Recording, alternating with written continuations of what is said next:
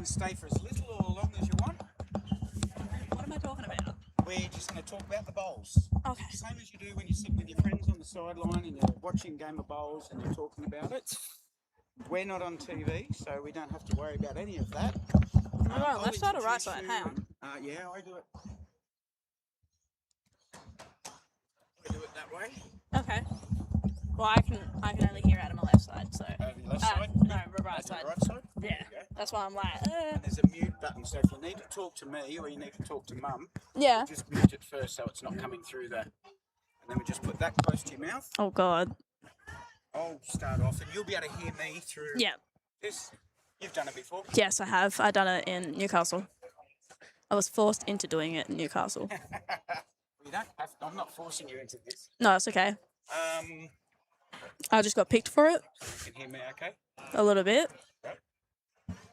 So you're Prue. I'm Prue. I'm 16 years old.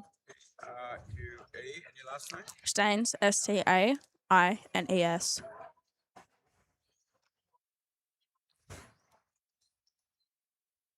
So we're already live. We're just waiting to go live audio now. That's all good. It's not real. You can hear yourself and you can hear me? Yeah. Well, you're loud anyway, so I'm like, I can hear you no matter what. So I'm Tim. Tim, you're going to be easy to remember. If I call you Timothy, don't worry about that. You and my mum can both call me Timothy.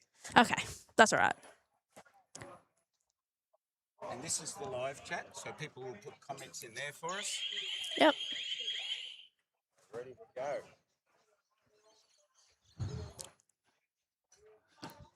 Good afternoon, everybody, and welcome to the Queensland Deaf Bowls Singles Championships, coming to you live and free on Youtubelivesports from the Mooloolaba Bowls Club.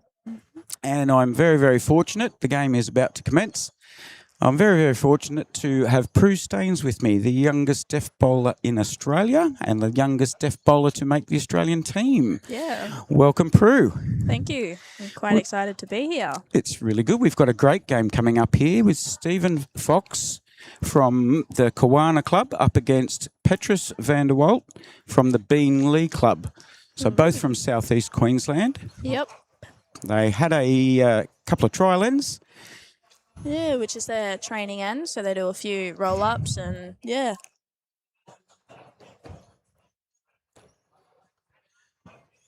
It's a lovely facility we've got here. Have you been here and played here before? No, this is actually the first time for me to be in Queensland. I've never, travelled outside of Victoria except for New South Wales, and that's pretty much it. Yep. So it's the first time for me being here. So whereabouts in Victoria are you from? Melbourne. So far, Geelong was probably the furthest you're going to get with Melbourne. Yep. So I'm actually probably an hour drive from Melbourne from Geelong, but then I'm a little bit further away from Geelong. So I say Clifton Springs, Drysdale and Port Ellington is where I'm from. So. Have you been over to Warrnambool? Bowled at Colac. Haven't been into Warrnambool, but been at Colac, bowled at Colac, and yeah. Lovely bowl there from Petrus. Yeah. Yes, well, I've lived the last 20 years in South Australia, so just over the Victorian border. So 2 hours from Melbourne, you've got Warrnambool. Another 2 hours, you're just over the border into Mount Gambier. Yeah. So we're both used to the same climate and both loving this winter weather. Look at you got a pair of thongs on, shorts and T-shirt. Yeah, I was actually just leaving the house and I'm like, you know what, we're going to go in shorts. Yeah. And we're going to go in thongs and I'm like, it won't bother me. I'll just, I'm a bowler. We all wear shorts. We all wear, all wear our club uniforms, which is pretty good. So, yeah. A good follow-up bowl. Now, do you know both of these guys? I know Foxy. Yep. Which is Stephen? Yep. Stephen, sorry. I know Foxy. I'm actually currently staying with Foxy at the moment. So very good. He's got a nickname called Foxy, so we all call him that. So, yeah. It's a different way of spelling Fox, F-A-U-X. Yep. So the boys are looking good. They've both got their grass perfectly. There's a bit of variety of length. Yeah. But they've both got their grass absolutely bang on so far. Yeah. So I actually had a training session with Stephen last night, so that was nice. Very good. So yeah, it was There's information. He's a hearing dog for hard of hearing. So yeah, was pretty good.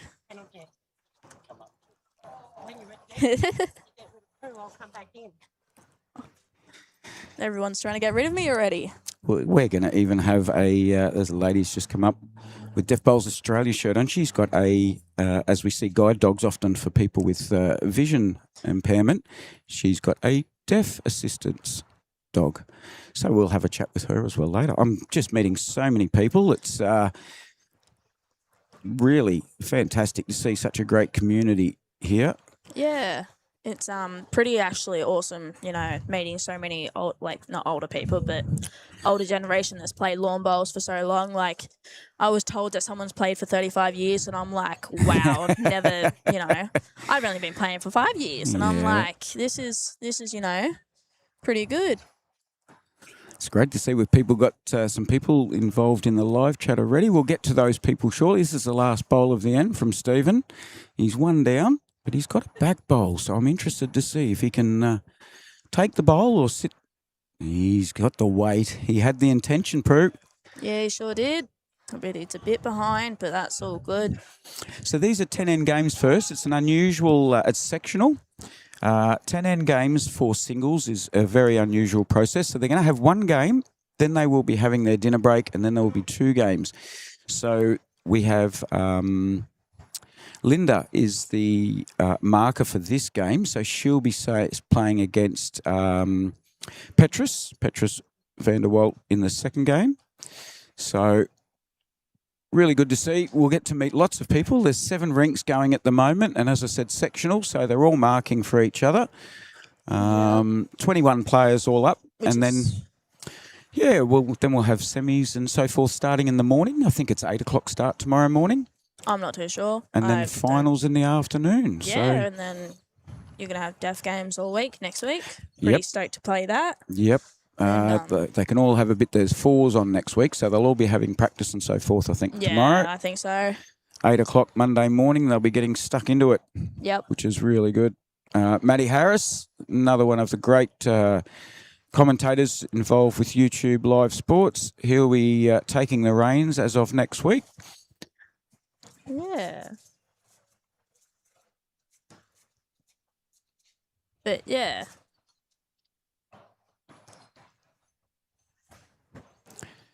It's certainly a great facility. Hopefully we'll get somebody from Club Mooloolaba on the live stream later, and we'll find out a little bit about these 2 greens under one massive roof. Yeah. We will pan back and show you all a bit later, folks. Club Charlestown is also the same as this as well. We've got the 2 carpets, and then you've got the massive dome. It's beautiful there. And as in for a Victorian person, I've never been outside of Victoria, except for when I went to Tasmania. So went to Tasmania when I was a little baby, but you clearly like the cooler climates. I'm a July baby, so yeah, love it. Okay, well, Stephen's got his grass perfect there too. Just a little bit behind, probably 1.5 meters. We're on a new location, folks, so it's going to take me a little bit just to get the feel for the location and cameras, so bear with us. I am human. I do make mistakes. Feel free to get involved in the live chat.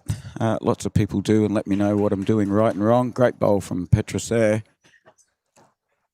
He's off to a good start. Now, I don't know if these boys have probably played against each other in the past. They seem pretty friendly when they were chatting prior to the game. Maybe. I'm not too sure.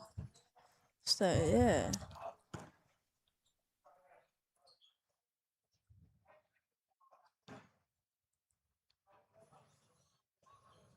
See, Stephen's also got just a little stability stick there, which is very handy. As most of us know, your stability at your delivery point is very important. Oh, he was close. He's done well. He's just behind as well. Linda just marking that first bowl of second bowl of Petrus's. Yeah.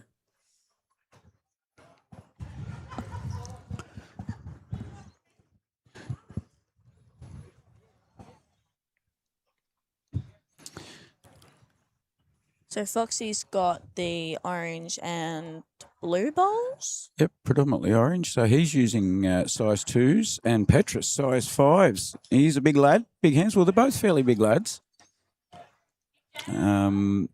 Stephen's got aerodynamics, and Petrus from the Bean Lee Club is using Turbo Pros size 5. Ooh. I played against a fella using size 7s recently. Couldn't even buy them in Australia.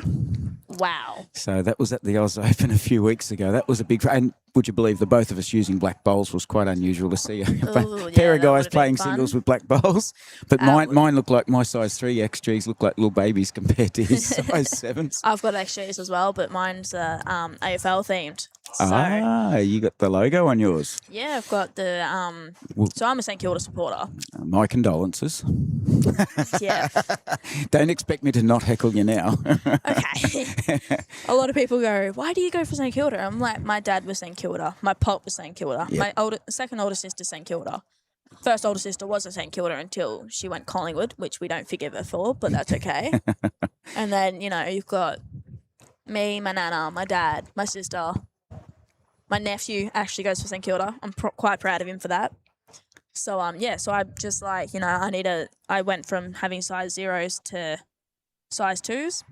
I played with Nicole Shortis's bowls. She's the size 3s. Yep. And 2 weeks before that, she goes, oh, no, you don't need to upgrade. You don't need to go upsize or anything, right? Played with her bowls, got 3 on the jack, 1 behind. And she looked at my mum and she goes, she might have to upgrade. Ever since then, I was always been 3s with XGs. I love the Henslight, so they're not bad. Which grip do you have on yours? You got the little 3 dots, or have you got the dots all the way around? No, I got the 4 dots one. 4 dots. I think they call that the... It's either 3 dots or 4 dots. I don't pay attention. Yeah, look, I've got 3 dots. I think you probably have 3. Yeah, probably. Well, Stephen's just going to run through. Is he going to stay? So at the moment, it'll be another one to Petrus, and it looks like it could be a measure because the jack's being just moved to the right-hand side of the line there. It'll be interesting. It looks like a 1 to me if I'm looking at it. Yeah. So, but Now, what we see in the monitor and what we see when we look beyond the monitor can sometimes look very different. yeah. But thank you very much. As I said, a lot of people tuning in. Matty Harris has tuned in. Good to see, mate. Foxy's the current member of the Deaf Bowls Australia team as well. We'll try and catch up with some of this live chat. Matt's got a few comments there. Great to see Kathy Brooks is involved, my guru that helps me with everything IT. Make sure that I'm on the straight and narrow. I'm pretty sure that was a 1. Let's wing it. We're going to wing it a little bit here, Prue. That's all right. If we don't see... Because they just sort of walk past each other and agreed. Yeah, they also don't a lot of people don't really know how live streams work, but that's okay. We can teach them as they go. So yep.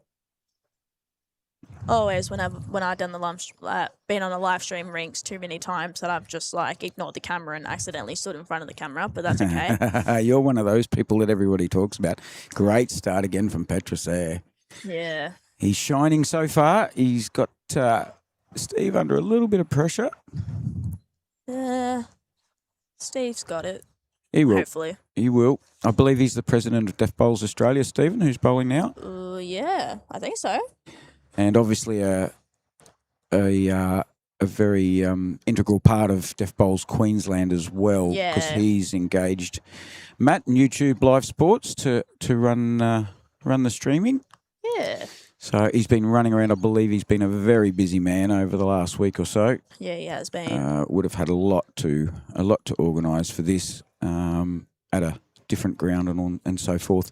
Yeah, it's never easy. So I've actually got one of the Kiwanis jerseys from Foxy. When I last met him last year, I first met him last year, and he kept calling me Kelsey Cottrell. And then we traded each other's cloths. So I got a Deaf Queensland Bowls cloth, and he's got a Leopold Lions Bowls Club. Excellent. So I play at Leopold. I just thought to clarify that one. Yes, I've come across people from there before, actually. Yeah. So I've got a few of us, but yeah. I kept getting called from Foxy, Stephen, kept calling me Kelsey Cottrell, and I'm like, I'm eventually going to have Tomato one day, aren't I? And, yeah, I actually got Tomato this year, got her signature, Excellent. I just brought brand new shoes. Not going to say the price, but a bit pricey, but that's okay. Now, just a couple of the comments that we are missing. A couple of the comments there. Stephen Fox, for those who are aware, Stephen's actually coached by Barry Lester. Yep, it sure is. Voice of World Bowls. I believe they're both members at Kawana, which is only just up the road from here. So. Yeah. Yeah, I think so. And sorry, Stephen might be the vice president of Deaf Bowls Australia. I think so. And the marker's name is Linda. And we also have umpire Pete, who was fantastic in helping me with the setup. We've got to love umpires. Yes, don't ever upset umpires. There's a golden rule for you. Oh yeah, no, that's one rule. Never upset the umpire, because if you got a teenager one, good luck. Stephen's looking good here. He wants to sit that. Oh, he's just trickled through. He's cut one out. He was three down. So which is pretty good. He's had to change hands, so that's okay. Yeah, Linda's indicating that Petrus is holding 2 at the moment. Yeah. And the marker's name is Linda. Linda Corey. Linda Corey, is it? Well done. I think so. I don't know. You never know. This will be a third. He doesn't want to fatten the target up here too much. Ooh, this will be interesting. Foxy go the same hand, probably. He certainly will. Well, if he put a bowl through exactly where his last one went, he'll cut the 2 out on the right hand side. Yep. So that's probably the best he can hope for. Probably. Now I haven't been told if they're replaying dead ends. Backhand? Yeah, he's going to stick with the backhand. I think that's backhand. a wise move. Probably going to be the safest option. Yeah, moving or hitting the shot bowl probably isn't going to be an advantage. It'll go back to Petrus's back bowl. What has he got? This is looking pretty good. This is looking very good. Fantastic bowl. It's just dropped it. Ooh, it could be a measure now. Yeah, it could be a measure for 2.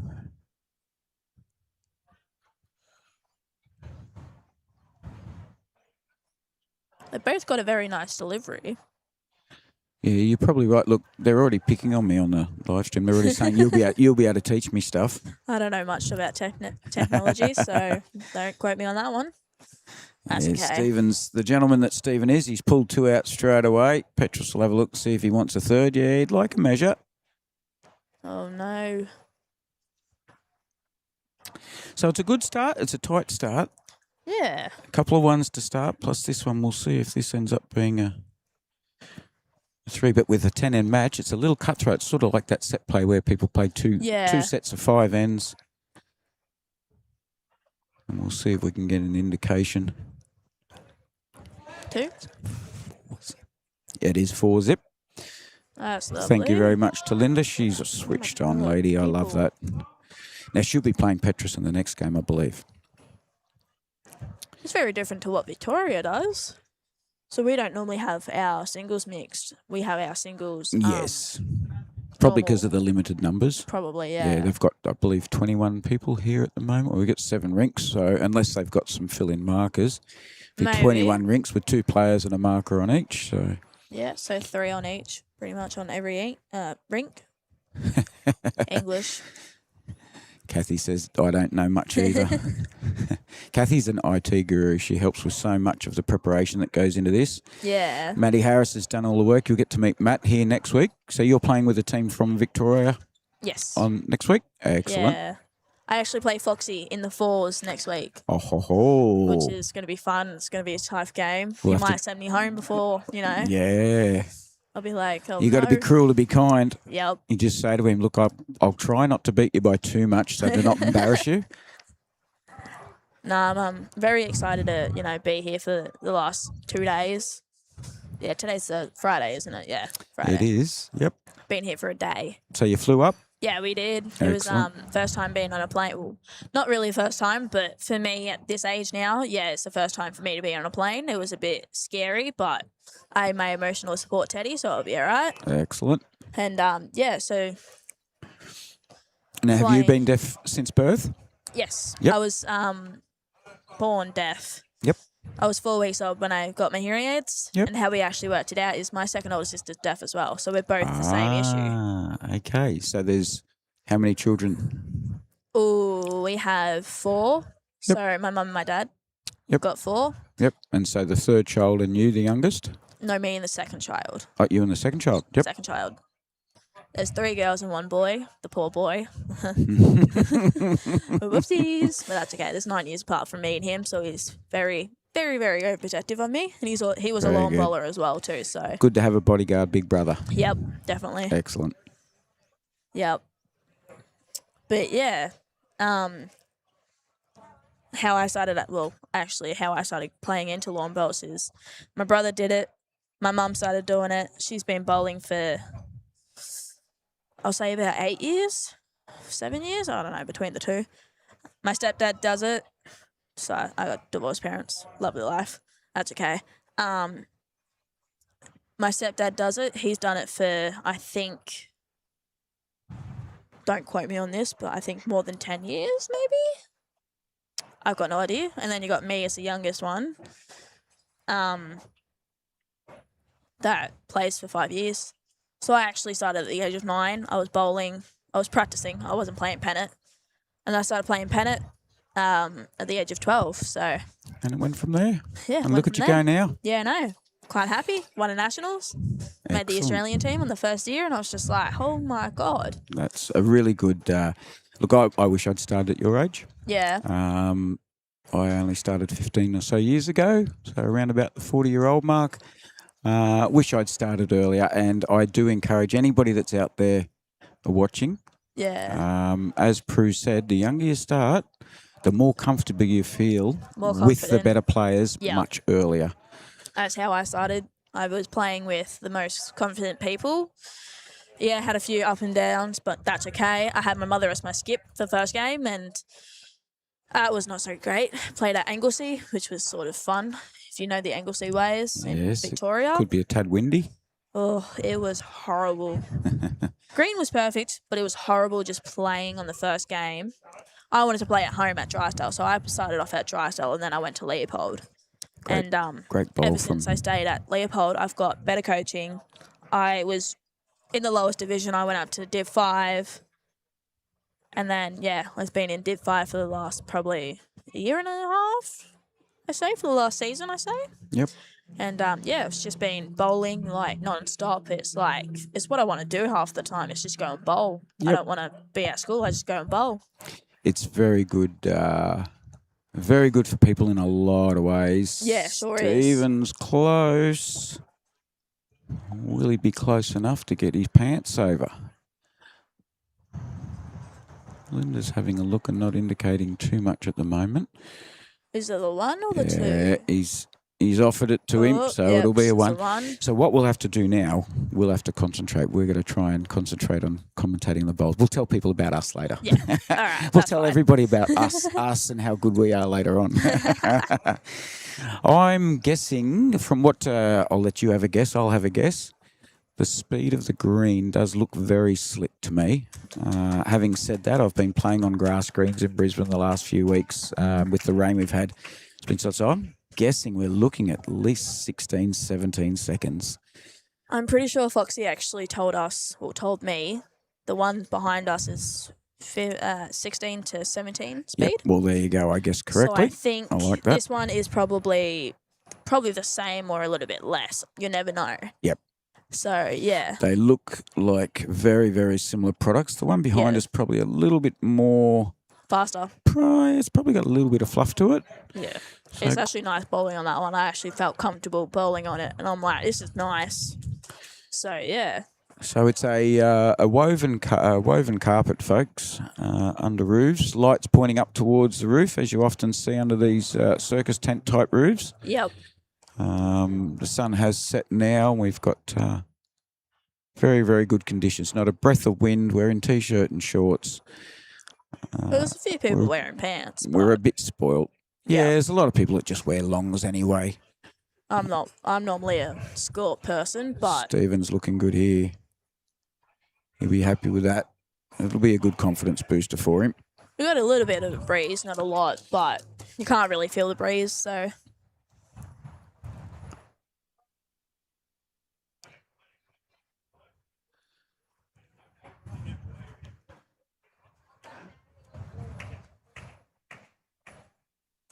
So Stevenson Fox is holding 1 at the moment, is what I'm assuming. Yep, he certainly He's is. holding the 1. His bowl, the orange bowl, Stevens bowl's probably half metre behind. I say the same. 2 or 3 foot, roughly speaking. Yeah.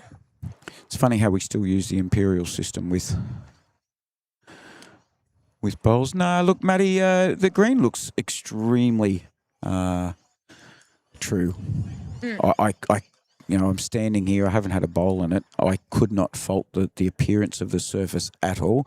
They're on the ditch rink and they are very, very close to the ditch. I don't have room to put the camera down there, so we may have a little bit of restriction from this camera angle from the centre, but we'll do our best to make sure everybody's got a clear view at best of times. I think this is nice and steady. Look at that. Has he got the Wheaties?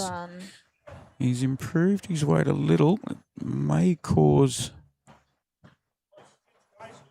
Stephen just asking Linda now how that last bowl... Be awful close. And she is having a real... I favour you, she said. So lip reading is very important for these people. Measure, yeah. She favours you, but it is a measure. So I dare say Stephen will be changing hands here. He'll definitely need to avoid that last bowl that Petrus put up there. Just for you, for heads up, if we watch this one, that's what's happening actually. That's the slight delay that the people are seeing. If we get caught out, if we commentate what happens on there, we get caught out pretty quickly. Yeah, nah, I've seen that happen before. This is probably like my 3rd live stream that I've been on. I still get anxious, but that's okay. I won't worry too much about it.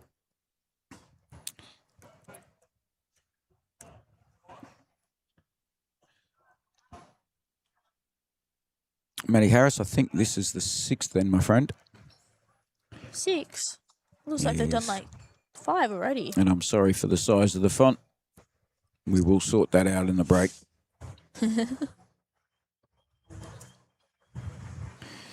Matt and I broke new ground the other day. He taught me how to be brave and just press buttons and see what happens.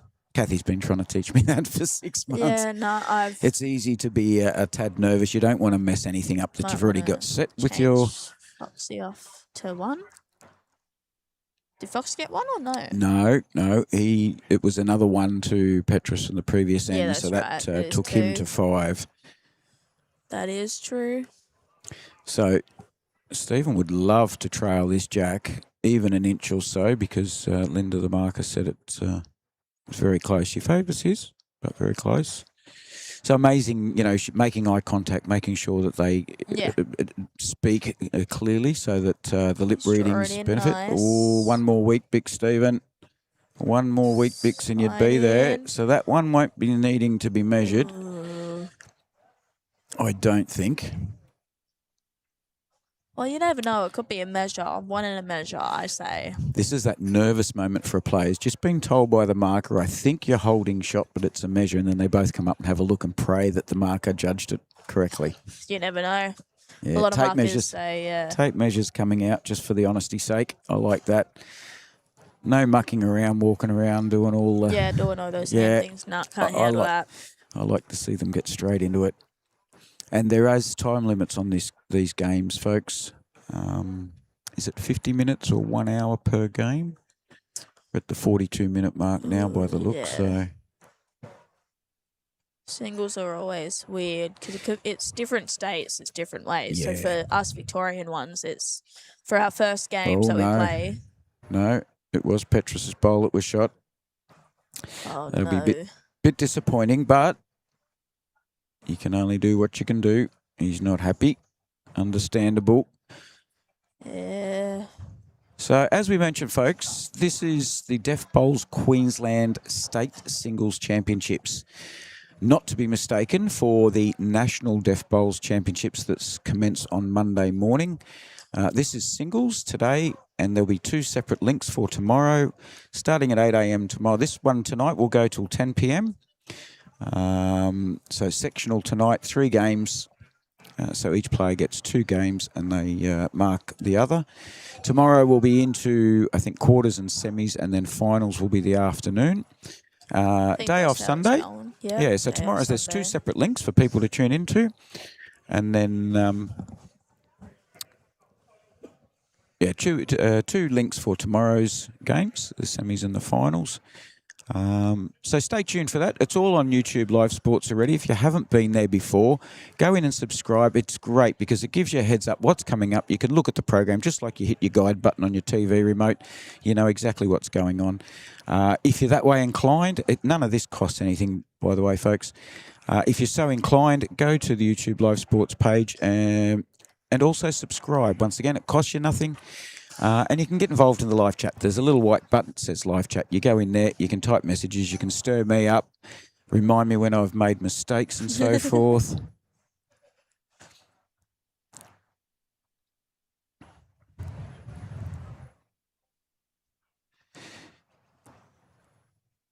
Wouldn't you guys have videos from last year as well? From the Nationals Deaf Bowls? I believe so.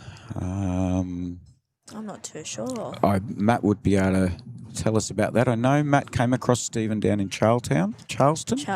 That's when he met me. Yep, I met you as well. Yep, fantastic. And that's how he's met the people from the bowls community, the deaf bowls community, which he is so embraced and so proud to be involved with you guys. Yep. He's absolutely tickled pink that he's been asked to do this, and we're all very happy for him. At YouTube Live Sports, we covered a variety of different events from motocross, surfing, croquet, lawn bowls, and we even had Pole Dorset sheep events. Oh, wow. Benny was doing those down, I think it was down Cowraway recently. So we've got lots of things happening on YouTube Live Sports, which is really good. No dead ends. Okay. Ooh, that was fun. So that'll keep the time limit, which I believe is fairly crucial for this sectional. They're wanting to get as much done tonight. Yeah. Everybody wants to have a hit out tonight. Yeah. And then we'll see who makes the grade to play in finals and so forth tomorrow. Yep. It's very, very different being in Queensland more than Victoria. So I've been so confused. And I'm like, what time's our sunrise? You're lucky it's not daylight saving at the moment. That'd throw you out as well. Yeah, because there's a would. full 1 hour's difference up here in summer. Yep. I'm loving the weather at the moment, so they do call this God's country, the Sunshine Coast. Yep. Look at this bowl from Petrus. This is looking beautiful. And a wick. Ooh. A little toucher. A tiny bit. It did touch? Just a tiny bit. A tiny bit. So it earns a Chalky, Mr. Chalky. Mr. Chalky, I remember him. Sorry about the banner bang left on there, folks. That is a typical Timism. We got weight from Stephen this time. I like this. He's just got to be under his own, and he's bang on the money. He's done it real well. Hit and sat, and he's beaten that back bowl. He'd love it to fall. Great to see a bit of aggression. He wants to get that pants saver. Looks like looks like he's got it. I think he's got it. In my confidence, I think he's got it. But yeah. We'll soon see.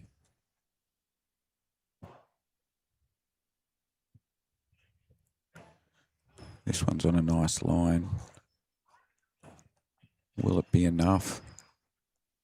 We'll wait and see if we can get an indication from Linda. When Foxy asks. I'm sure Foxy's going to ask. Well, he might not. He's having a good hard look. It is an open draw. He can go either hand. Oh, not really the forehand. Forehand, backhand. He'd probably avoid his backhand. He'll stay on this side nearest to us, which are for right-hander, that's forehand.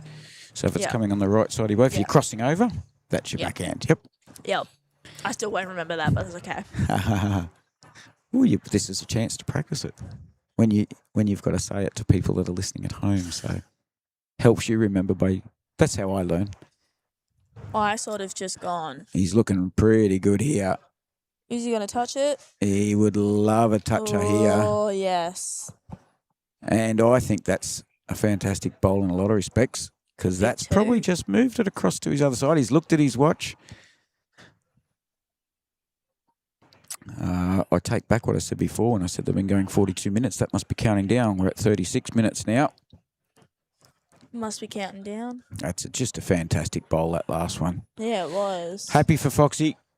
Runs on the board. Sure and we'll get the confirmation from Linda that it's 2. Yeah, it's 2 to us. But not 2 to us. 2-6 is the score.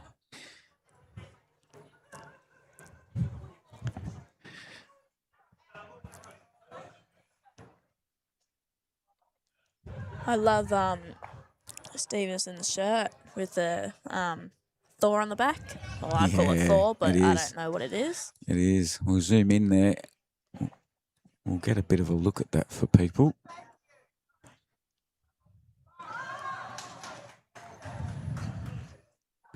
So the score's 2-6. Ah, you got one of those. Yeah. I like it. I like him. it.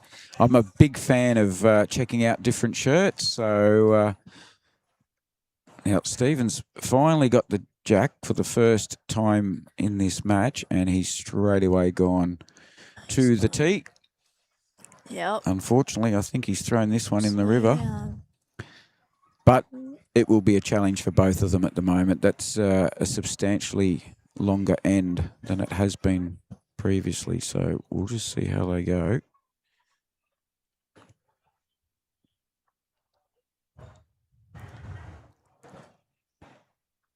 But yeah. Kiwana Thunder. There you go. I should know that I have one of the shirts. Oops, that's all right. Yeah, often we just like the look of the shirt in general. Yeah. We don't have to look at all the writing, do we? No. Oh, well, yeah. I normally just buy the shirts if they look really nice and they're from a different club. I normally buy cloths, but yep. It can be a memento of places you've been, events you've played in, and so forth too. Yeah. It's not just a shirt to wear; it's a reminder of some tournament. You may have been successful at that tournament, and it's something you're proud of. So it's like a little trophy that you can wear. Yeah. I was lucky enough to score from a lovely fella called John Adler. I got a shirt given to me that was a prototype many years ago for the Australian team. Yeah. Yeah, it was designed and submitted. I don't believe it was chosen, but it was submitted as a potential shirt for the Australians to wear, probably World Championships, Com Games, something like that. Yeah, so I've scored one of those. They happen to have one in a real small size, so it fitted me perfectly. Yeah. Is he going to hit the jack? Oh, I think he's just around. Oh. So Stephen's still holding a shot at the moment. He'd be happy. You want a couple more right now.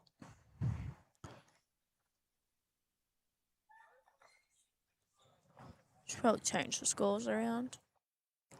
2 to Fox.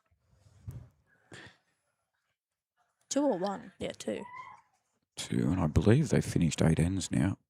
I think so too. So a little bit of work for Stephen to do to get... Oh, thank you, Kathy. I was correct. It's Thor.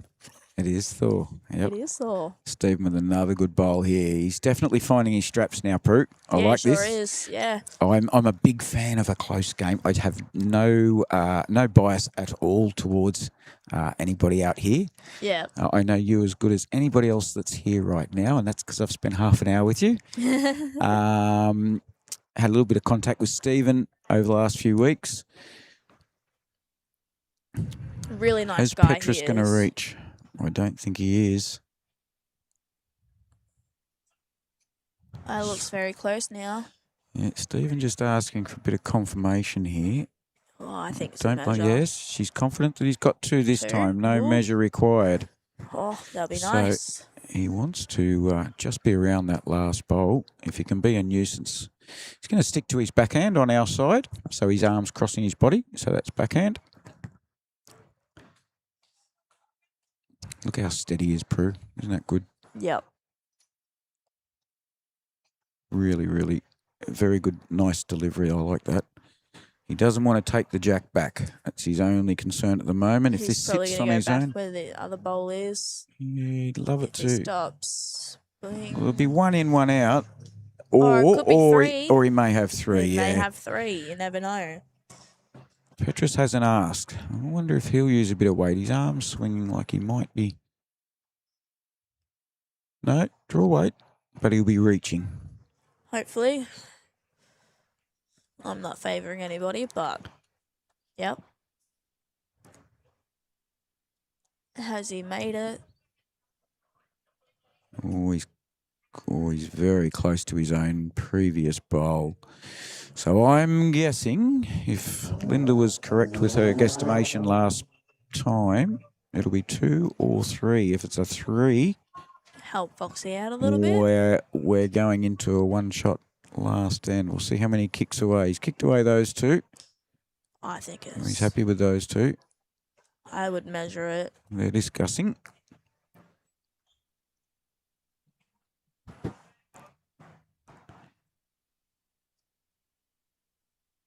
So we might have 19 players.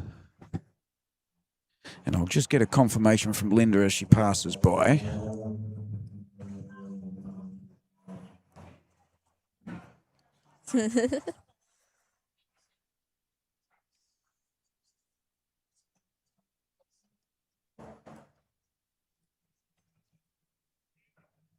Not like me to make a mistake, Prue. I know you got a real shocked look on your face, but this is actually the 8th end. I thought so. I was counting the ends in my head. Now you say it. Well, why didn't you warn me? I didn't know what to do. I was looking at it. I'm like, I don't think it's 8, but I don't want to. Do you remember the rule I said? If you're going to help me on commentary, you've got to help me not make mistakes. Okay, I forget sometimes. Boss Matty's watching. He'll boot me out. He'll have you running the show before you know it. I hope I'm not on commentary next week.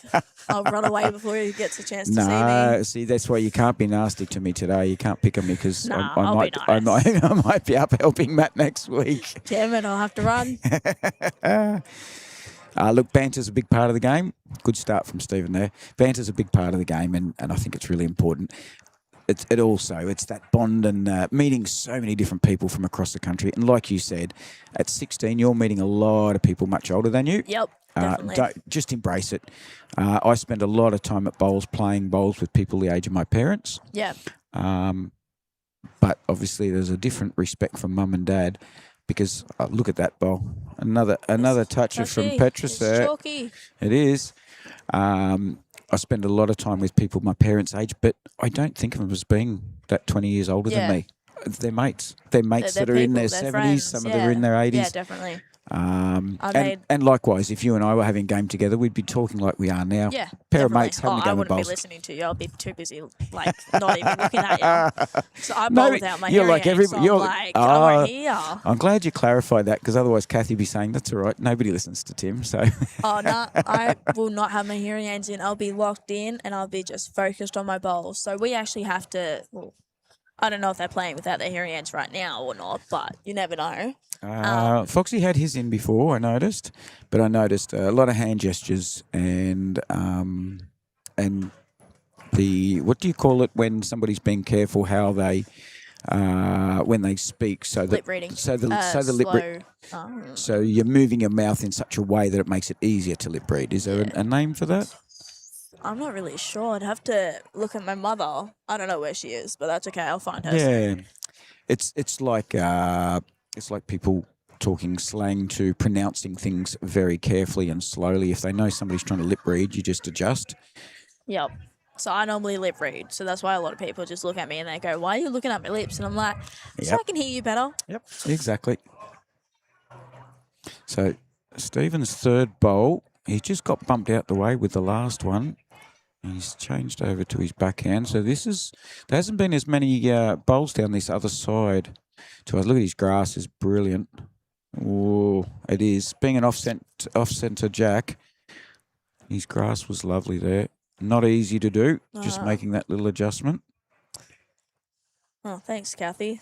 I've got no hope. It means I'm No. just going to have to stay home then. No, what she's saying is you got no hope in stopping me make mistakes. You Yeah, might have missed nah. the previous comment that That's you did. okay. Another good bowl from Petrus, round behind. And if it holds up, it'll be a counter. Could be. Stephen's yelling out.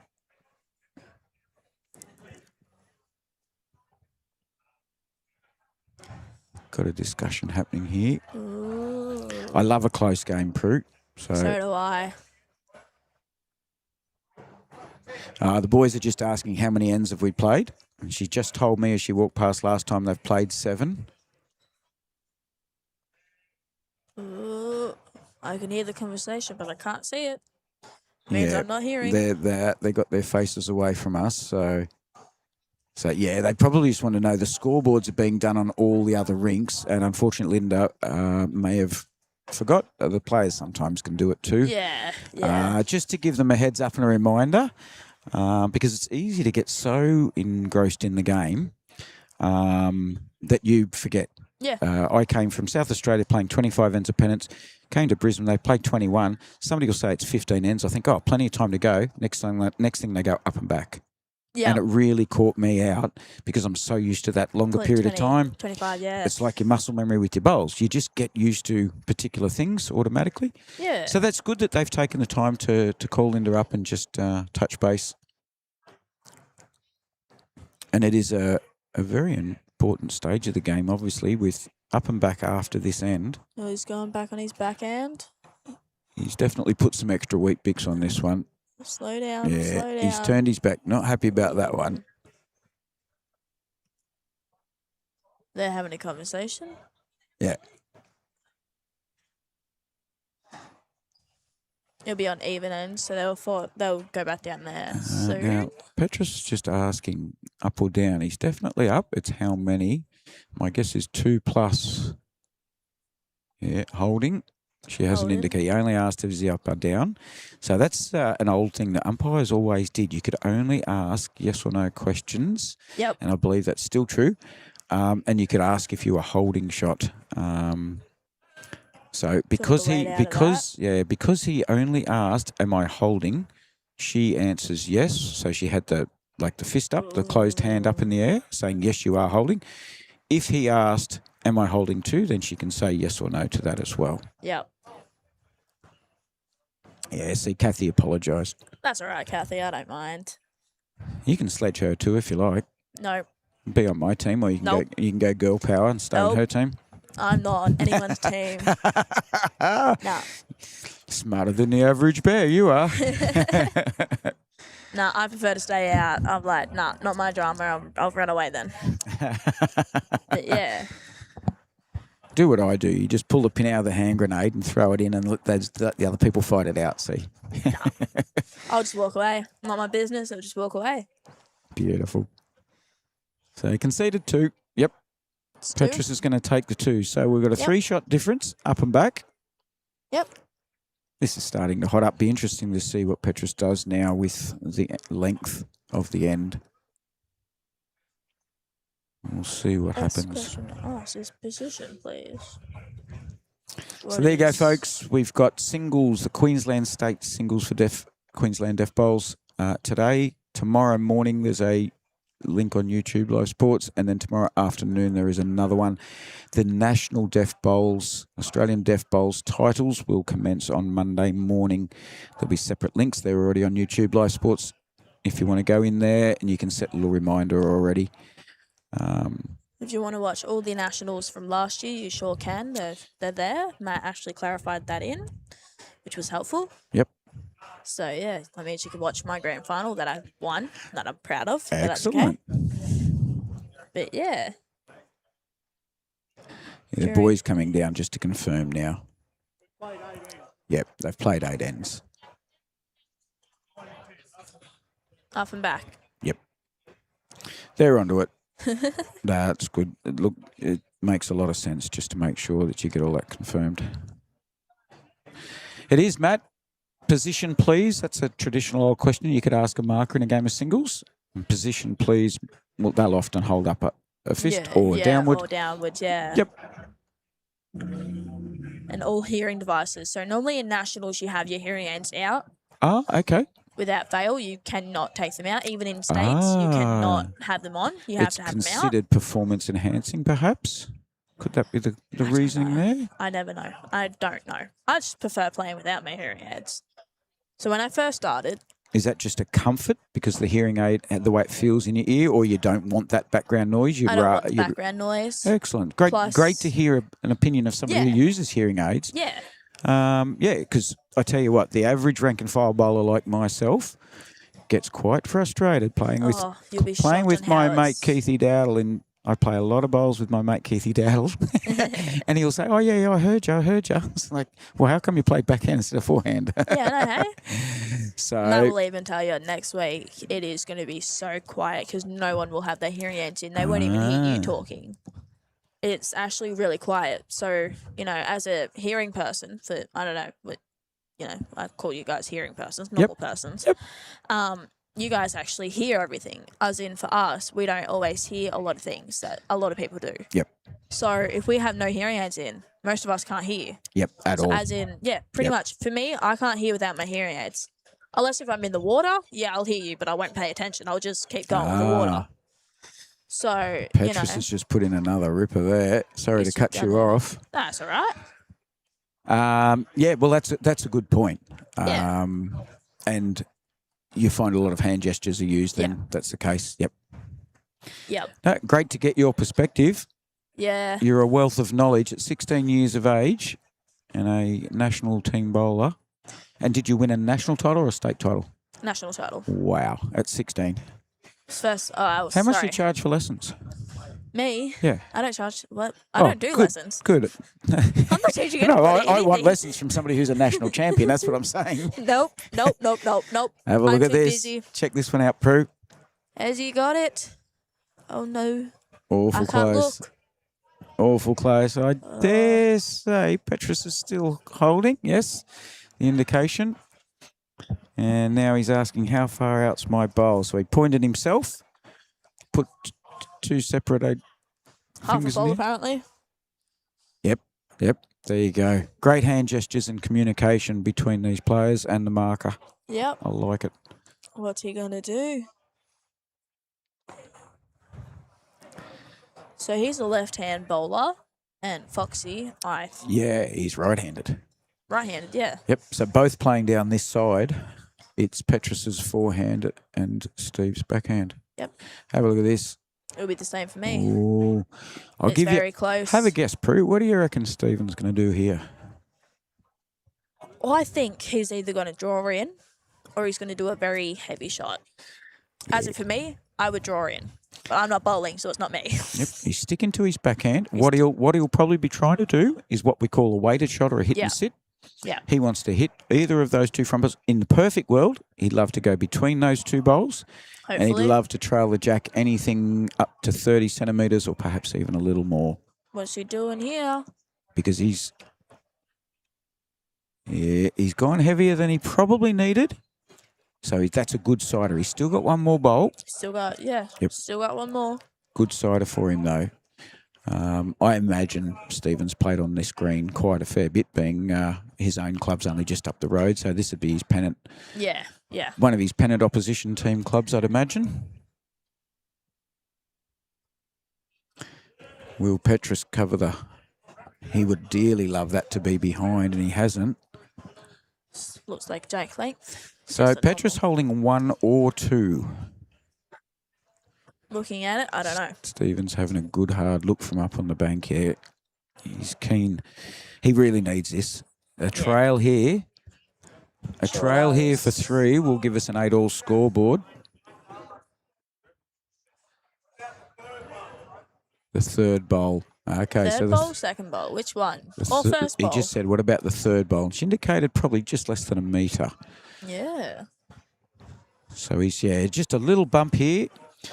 A little trail of the jack is the perfect scenario, and Petrus has made it look quite appealing. When you've got that big, broad-looking target, that's looking really good. Yeah. So Matt just said it's unreal to live stream a deaf bowls being at the venue. Yeah. Hearing people can hear a pin drop as they say the silence is deafening. Sure is. It won't be when Maddie gets here. You watch. I'm running away. I'll make sure I run away before I get a high five or anything from him. I'm running away. He's one of the few people I turn my phone down in volume when I'm talking to him. What has he got? Oh, he's just gone narrow. Oh. So there's a bit of pressure. If it's 2 shots to Petrus, it makes it unwinnable for Stephen. If it's only 1, it'll leave it as a 4-point difference going into the last end. Let's hope for that. It will be last end. Will be. And So then, he's given him the 2. And he's even having a bit of a look for the 3. No, 2's been accepted. Yep, 2. Thank you very much to Linda. She's doing a great job marking here today. I don't know how much of this she's done before, but she's right on top of it. So big thank you. Big thank you to Club Mooloolaba for hosting this event, not just today and tomorrow for the Queensland Deaf Bowls, but also hosting the Deaf Bowls. Deaf Bowls Australia all next week. So Deaf Bowls Australia is there. And as you can see, folks, down in the bottom right-hand corner of your screen It's Deaf Bowls Australia. is Bowlers Paradise, which is a local bowls supplier up here on Bowl the shop. Sunshine Coast. That's Bowls, where you've already been there and done some shopping, have you? Yep. Brought Kelsey got your shoes, and I'm like, Typical Victorian. As soon as you get to Queensland, go shopping. oh, well, okay. I'm staying quiet for this one. Yeah. Well, as long as Mum's helping out with the bills. Oh, no, she's helping out, but I prefer to pay for my own things. If it's my things, I want to pay for it and I want to get it, I'll pay for it. But I also save a lot of my money. So, yeah. Now, are you still at school? Yep. Excellent. You'd be about year 10? Year 11. Year 11? Yep. Close, but yeah, 1 more year. Yes. 12 more months until I'm out. So, All right. Let's keep our fingers crossed for Stephen in an unbiased manner because he cannot win this game now. even if he wins, lose by 1 shot would be good. That's what I'd love. not I love good, seeing yeah. close games, yeah. And I love seeing a close game, yeah. From what I've seen, the sportsmanship between both these fellas has been fantastic already. So, so in the conditions of play for this tournament, as we watch another ripper, Mr. Chalky's been making a fair few appearances today. Mr. Chalky's been everywhere. He has. Don't ask me what Mr. Chalky's doing at the start of that little video. Have you seen that? What little video? The little video when Mr. Chalky comes up, you watch him. I don't know what he's doing there. Just sprinkling a bit of chalk, perhaps out of his butthole or something like that. We'll get Matt to look at Yeah, that. I'm not 100% sure there. That can be Matt's issue, not us. Where is the jack? Behind Stevens It is. and Falls. That's good. So Stephen's going to have 2 after this bowl stops because he's got great weight again here. Lovely bowls. Yeah, nice bowl. So just a reminder, folks, the moment this game finishes, all the players will go for their dinner break. We will be leaving the live stream going, and I'll just probably put a logo up on the screen, something like that, just to remind everybody. I'm imagining it'll be about a half-hour break. They'll be playing till close to 10 o'clock tonight, so that's why they're having a feed, as local time now is just before 6 o'clock. So we will just leave the screen on and we will come back. We'll try and give you a heads up sort of 5 minutes before the second game starts after the dinner break. So if you hang around, I'll put as much information into the chat as I can. I don't have a back in 15 minutes or a back in 20 minutes, and I won't know the time until it gets closer. So I love Kathy's comment. Love the pooping chalky. It was quite funny. Okay, well, at the moment, So he's holding 2. he is holding 2. He won't get a 4. That last bowl went way down the back. You'll also have someone else. That's your other commentator. Yeah, you can go and have a rest for a while. You're more than welcome to come back later. We may have Barry Lester helping out or dropping in during the break and or afterwards. I see he's in the house already. Oh, is he? A great what's the name you call them? Coach? No. Yes, he is a great coach. He is a great player. Never met him. And great ambassador is the word I'm looking for. Yep. Great ambassador for Bowls Australia. He does a lot of the big events. Does a lot of coaching. He was actually down Mount Gambier Way, one of the clubs down my neck of the woods. And so he and people like Karen Murphy, I think they all travel around, do different coaching clinics at different clubs. Yeah. Which is great to see people doing that. You know, if you're playing at that level, it's great to see that you have got the time to come down and help clubs out. And they're seeing a bit of the countryside too. Ooh. Where did he go? So we will wait to see. It does certainly look like Steve's not happy with himself, but it looks like he got a 2 on the last end from what I can see at the moment. So before we head off, I would massive thank you to Prue Staines from Leopold Club. Leopold Sporties. Sporties? Yep. In Victoria. Thank you so very, very much. Thank you for having me on here. Good luck next week. I hope we get to speak to you again this evening if you want to pop back on. And if you're not playing tomorrow... Nah, I'm not on until Monday, so I'll be having a bit of a break. If you're not out shopaholicking around the Sunshine Coast... Hey. Okay, I'm not going to be shopping. I can't spend any more money. I've got to buy dinner and all that. So, that's right. Yeah. Yeah. So look, thank you for joining in, Matt Harris, Kathy Brooks. Thank you both for joining in the live chat, folks. That is it. I don't know who's playing in the next game yet. I believe it's possible that these three will remain on this rink, and so it could be Linda the marker up against the winner of that game, Petrus van der Walt. That's quite a possible. They're leaving all their bowls on the rink, so there's a good chance of that. Yeah. While we've got the chance, we might as well, for people, just give you a bit of a look around this magnificent arena. You can see us off to the left there, folks. Oh, then you can see Foxy. Oh, there you go. There's the Thor shirt. So, Tim and Prue, amateurs amalgamated. Give them a wave, Prue. Over here in the commentary area for the YouTube Live Sports. If you're looking for an quick, easy way to find the links for these folks, you can just go. My Facebook page is Border Sports Live. I simply use that Facebook page to promote bowls events that are on and any other bowls related issues. I'm not a great Facebooky kind of person, so I've had Kathy help. I use that simply to promote the events. There's no financial incentive in any way, shape or form. So that's the rink we're on today. We'll also show you from the other rink.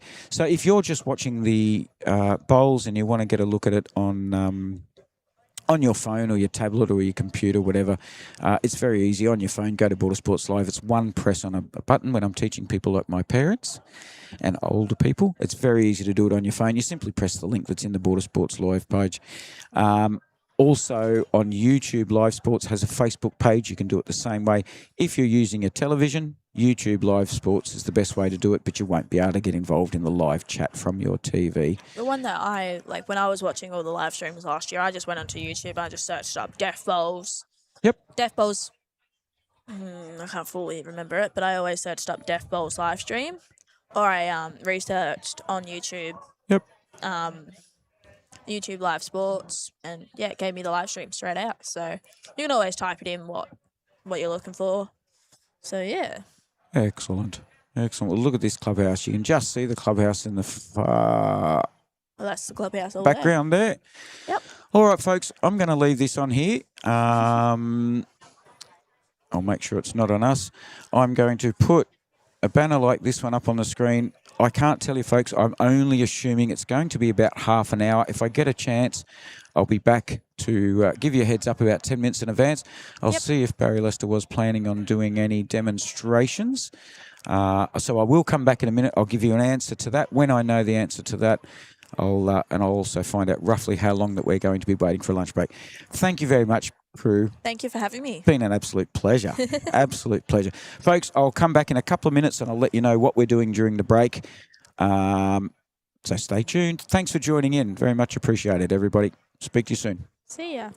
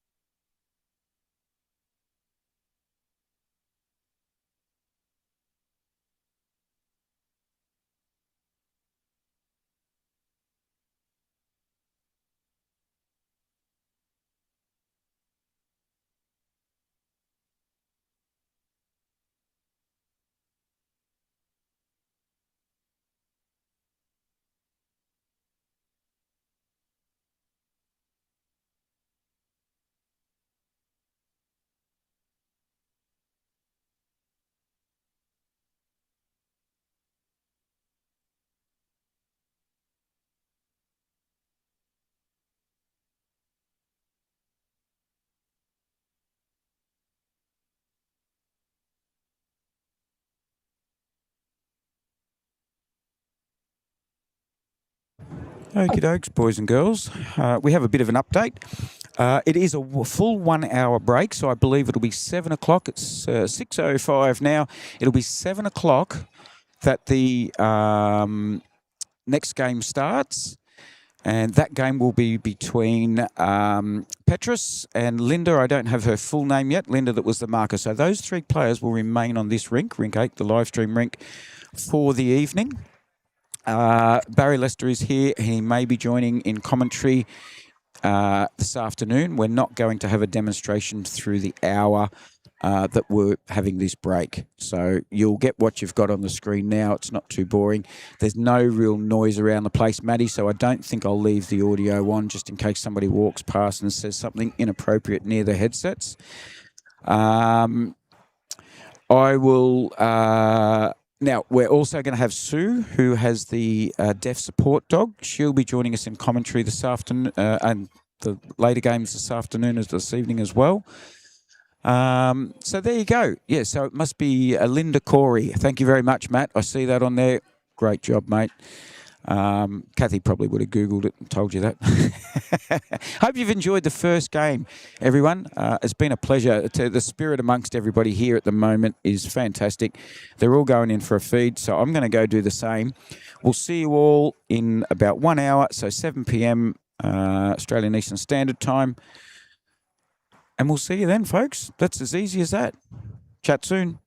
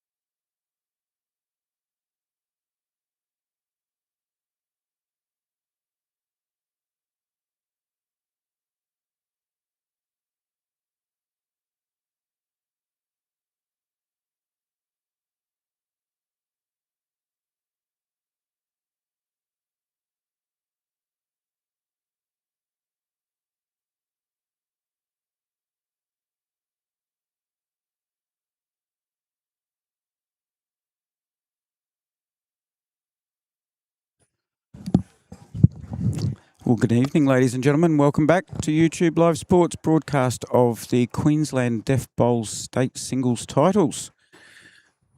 We have had a change in details of players on the rink. Many hands have been helping here, so unfortunately, information I got earlier wasn't quite up to date.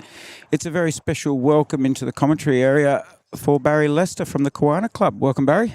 Thanks very much, Tim. It's really good to be here and great initiative, and it's great to get around and listen to some of the players and what they love about the game and what got them into it and where they want to take this great initiative. The most inclusive sport in the world, we continue to say it, and there's no better example than that we see right now. And it's good to be here in commentary and supporting clubmates. Yeah, I know you're Stephen's coach. How did he feel after the afternoon game today? A little bit of steam coming off the ears the first few minutes. But that matched the eye roll then that I saw.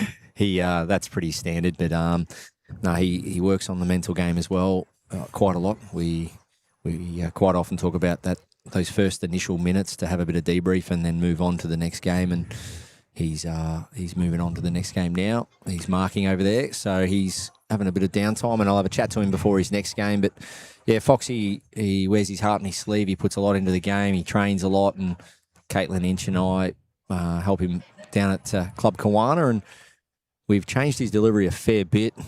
And yeah, from adding the stick for balance, widening his stance, just changing a few things, keeping square at release, and yeah, it's been great to help him with his development the last 12 months. I haven't seen him bowl prior to this, but I love that stick for balance. That's clearly his steadiness before, during, and after the delivery. Fantastic. So you and whoever else, you and Caitlin, a lovely bowl here, are doing a good job because, as you will tell everybody, it's one of the most important parts. If you're not getting your delivery right, well, the bowl's not going to go where you want. Yeah, and sometimes it's probably a case of just biting the bullet a little bit as well, and sort of being a little bit willing and able to give it a go. So we did that in training. We sourced out some a balancing stick or a stretcher or anything you can find really, and so it's one of those things. Give it a go if you feel like your balance is a bit off. If not, at least try and widen your stance and make sure you balance it set up, and that continues right through the delivery. It's a good head of bowls already here. It is. Well, one of these bowlers has had a full game, and one of these bowlers... Look at that. Fantastic bowls. So, in this game, we've got Ken Reid from Helensvale. He's bowling with XGs, Ensolite XGs, and he's up against Eric Smith, who's on the mat now. Eric's from the Beenleigh Club, which is roughly halfway between Brisbane and the Gold Coast. Very strong club. Mud Crabs. Beenleigh, nice club. He's heading in the right direction. Jack needs to go with it. Well, very unlucky. Oh, well, if this is the way the game is going to go, I'm liking this already. Took him a couple of ends to get their length right. Both in the first game, both were getting their grass right very early, but we had a lot of bowls down the centre line, anything from 2 metres short, 2 metres long. So these guys are onto it straight away. Yeah, as long as you're probably making sure your biggest variable is your weight. If you're having a huge variable with your width on a surface like this, there's definitely a major underlying issue somewhere in terms of your technique. But the weight variance, not so much. It could be just a matter of a little bit more or not enough body weight or pendulum. But yeah, if you're missing your line quite dramatically, yeah, definitely recommend to see a coach, especially on a kind surface like this in very conducive environment. Words of wisdom, folks. A lot of these bowlers have been chasing Barry down for chats during the dinner break. A massive thank you. Got to hand it to Club Mooloolaba. I just had one of the best steak sandwiches I've ever had in my life, folks, and given I haven't eaten all day, it disappeared real quick. So thank you very much to Club Mooloolaba, not only for hosting, but for putting on a great venue and great services. The place is just about full with people having Friday night dinners down here. We know what they say, Tim. You want to dine out where it's busy. Yes. It's obviously doing something right, and it's very busy here tonight. So the food's obviously on the mark, and yeah, it's a great part of the world, isn't it? The Sunshine Coast, the clubs, the facilities are fantastic, and yeah, it's great to see these players enjoying that. God's country, they call it.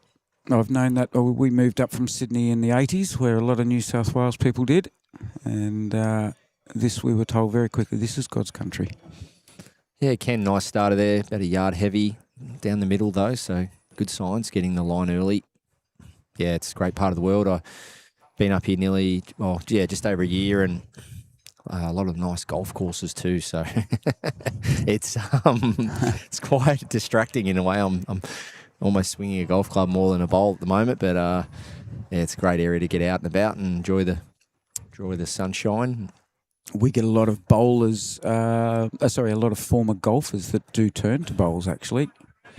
You see that quite a bit. Tennis players, golfers, anyone with a bit of hand-eye.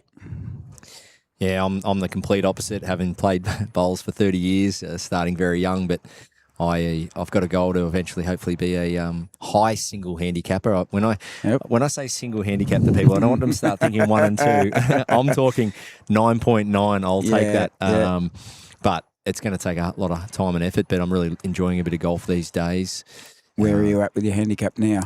About 15, 16. Good. Willing to learn, though, and take in some advice from people I get out and play with. And what a lovely shot there from Eric. Mr. Chalky makes an appearance. So do you practice what you preach? You've got getting coaching?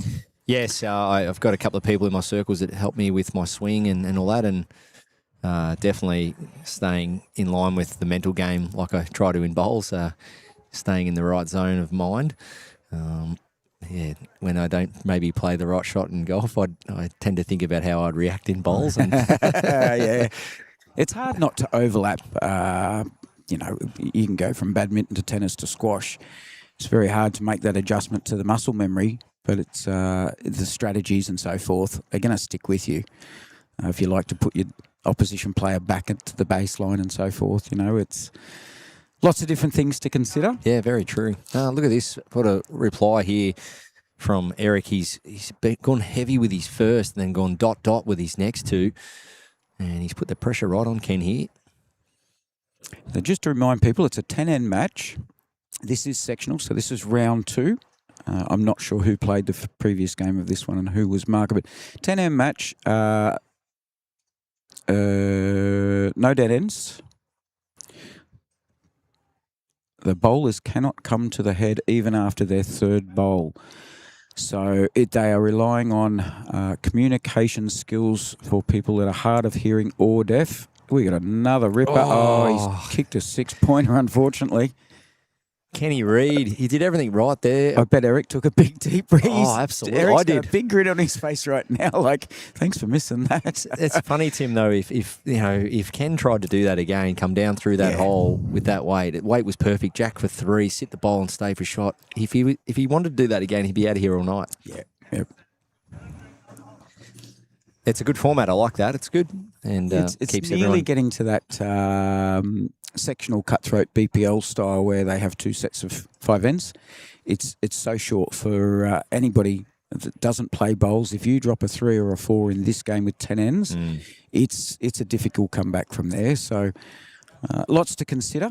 Like I said, you can't come down. You've got to communicate with the marker, who I'm pretty sure all the markers here, there might be 2 rinks that don't have markers who are playing. I think there's 19 players in total out of the 7 rinks. So these people are using hand gestures and lip reading each other from full length of a green. Not an easy task. I don't think most of us who have full hearing would cope with this at all. Young Prue that was with us earlier was saying they don't use, in the Australian titles and so forth, they're not allowed to use their implants or hearing aids or anything. So... Yeah, it's. I must admit, I've been around a lot of the disability bowls all my life, but from cerebral palsy bowls to blind bowls, deaf bowls, bowlers with a disability, all that. It's great, and I've bumped into people all my life in my travels. People ask, "Hey Barry, you see me in a uniform? Nice to meet you," whatever. what do you play? Bowls. And you meet people that look at bowls sometimes and they go, oh, I can't play that because of my age, or I've got an injury, or I've got a sore back or something. And they go, well, you can use a stick or you can use a balancing. Yeah. Oh, really? I never knew you could. So, yeah, we're always trying to really relay that inclusive message. And I know when we head to the Commonwealth Games in a couple of weeks' time, the whole Commonwealth and large parts of the world, we'll see some of the best para bowlers, the para disciplines and the able-bodied bowlers on show. So it's the Commonwealth Games going to be great for that spectacle as well in a really fun, modern, short and sharp format. It was good to see the different categories increase at the Australian Open again this year. I think was it Deaf Bowl's first time this year? Yeah, it's just growing from strength to strength. There's mixed pairs. They threw in a mixed pairs at the start of the event as well. Yep. Just amazing, yeah. So if you want to try and enter in everything, probably head to the gym. Or you've got to be over 60. Yeah, well, that's right. The moment you're over 60, you're in everything nearly. Yeah, you're right. You're right. But yeah, it's great to see it, and well done to the players this year. I didn't head along this year, but well done to a lot of the players that did get deep in from junior events to senior events and vice versa, over 60 and so on. So well done to everyone who keeps fronting up every year for such a great event, the Australian Open. It was, without sounding rude, people like you not playing and other top-name players that people like myself and a lot of other bowls, tragics, as we see another great bowl coming down from Kenny here. He's done it again. This must be his favourite direction. Yeah, right down the middle there. A lot of newer names or well-known names. The Queensland boys that won the fours, I've heard all the names before, but I don't hear them up at your level when I hear national teams and so forth. Yep. So it was really good to hear a few others being mentioned, and they're just getting out there having a go against. They don't know who they're going to come up against, whether it's Teasy and Corey and the like. Yeah. And they soldier through. Absolutely. Aaron Sheriff getting knocked off in the singles for the first time in 4 years. Yes. Yep. 4 years in a row. Yep. So lots of different things happening. I think a few of the ladies were a little more consistent with last year's results. Yeah, I mean, obviously Gary and Corey back to back in the pairs. Yep. Teasy made a couple of finals. Great to see those players in form heading to Com Games. It is. And then, like you say, Tim, it's great to see a lot of players make a name for themselves and start to put their hand up and say, hey, because I've always been big. If you want to sort of put your hand up for state or Australian duties, it's a huge KPI prerequisite to sort of go down that track. The Australian Open. If you're not playing the Australian Open, it's pretty hard to be looked at or considered. In my thoughts, but. So when you see these young players taking the time off work and going away from family and that, it's a great reward for them. And like I said, what a great Australian Open it was. And yeah, it was good to see it from afar this year, something different. My first one I missed over 20 years. And how did it feel sitting on the sidelines? Oh well, I've just got a lot of things happening in my life at the moment. Heading to the Com Games in a couple of weeks for commentary there, and another ripper from Kenny. Yeah, so just a couple of projects happening at the moment that's taking up a lot of time, and just about mapping out that time correctly at the moment. But I'll be back for sure next year. So now the players here, you see, this is complement to the surface, as we see here. Ken going right down the spine with those 3 deliveries. If you get it once and the surface is kind as this is, it really does showcase the ability to back it up. Eric's not quite found at this end, but previous end Eric did. Yep. And now Ken has, and it's great to see both players getting a fair share because it's the name of the game is consistency. Exactly. Yep. We'll also be joined by a little while by Sue Higgins, and Billy and Benny the dog. Benny the dog. Yes, we want to hear all about support dogs that people with hearing issues use. I believe listening out for things like smoke alarms and probably kettles boiling and so forth. It's amazing what dogs can be trained to do. We all just see them in the airports and that sort of thing, and guide dogs obviously being a big part of Australian culture and the support that the average Aussie puts behind them. But yeah, I was somewhere the other day and I had a bit of loose change I bought a coffee or something, and the Labrador, everywhere growing up as a kid, there was a Labrador on the fish and chip counter or the milk bar counter. There was one in my backyard. Yeah, and you used to always put coins in the Labrador, the blind. What was it? The Guide Dogs Australia. Yep. And I thought, where are the Labradors these days? To put a bit of change in to help such a great cause. So let's bring back the Labradors on the counters, I say. Yeah. We at my club, Port Macdonald in South Australia, wrong bias, as most people know, in a lot of clubs, if you do a wrong bias during a game, it's often $1 in the jar. That's a 4 to Ken there. Yeah, so he's definitely playing well heading south. We'll see if Eric can head north and do a bit better. Our money either goes to Flying Doctors because it's a regional area, or it goes to guide dogs. Yeah, well done. So we're still donating to those charities, but I agree, you don't see those little money tins around like you used to. Like a lot of things, fish and chips wrapped in newspaper and so forth. Yeah, I saw one of those great little Facebook posts the other day about all the different things that kids today wouldn't know that we used to see back in the 80s. Oh yeah. No, we had it lucky. I thought I was born early 80s, but yeah, I love the late 80s, early 90s. It was good fun. We're only born 2 decades apart, mate. Lucky I look as young as you, though. Correct. No, Bowls keeps us young. We're surrounded by great people and great establishments, and it does. It keeps you young, keeps you going. Bowls and such friendly, fun people to be around. We speak about events like this in the Australian Open. You make new acquaintances, and that's the name of the game.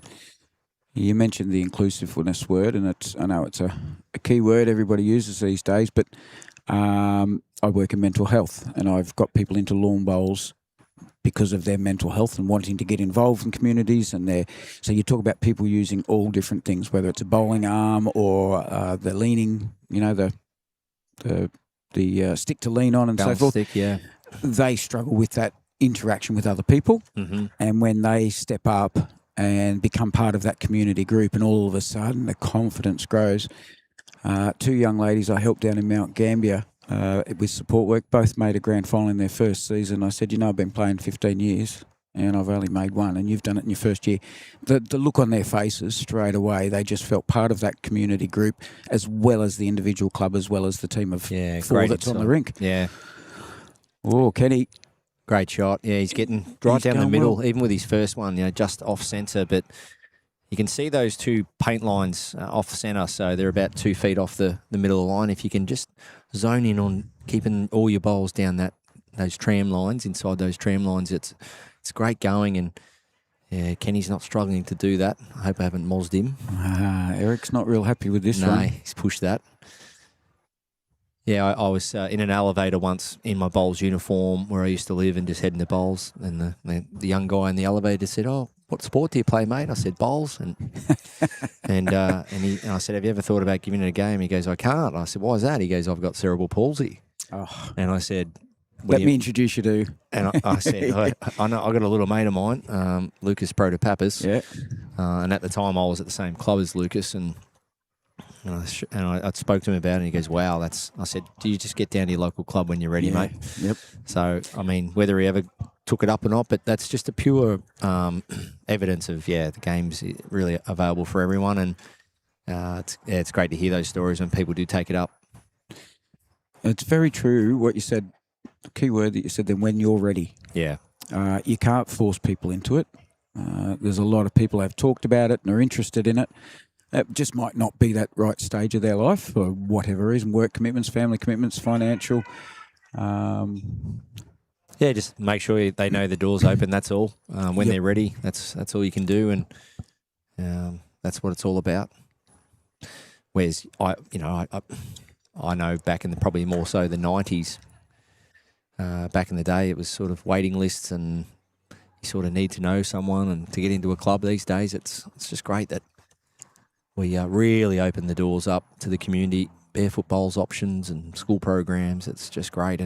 And really, the last couple of years, probably since post-COVID, there's been a lot more positive talk about the sport in general than there has been pre-COVID about, bowls opening their doors up more, realising that people want to get down to their local club. And we speak about World Bowls. In the last 5 years, World Bowls has signed up another 50 countries. Wow. Countries. That really is fantastic. It's up to about 90 countries now around the world that are playing bowls, as opposed to roughly 50 5 years ago.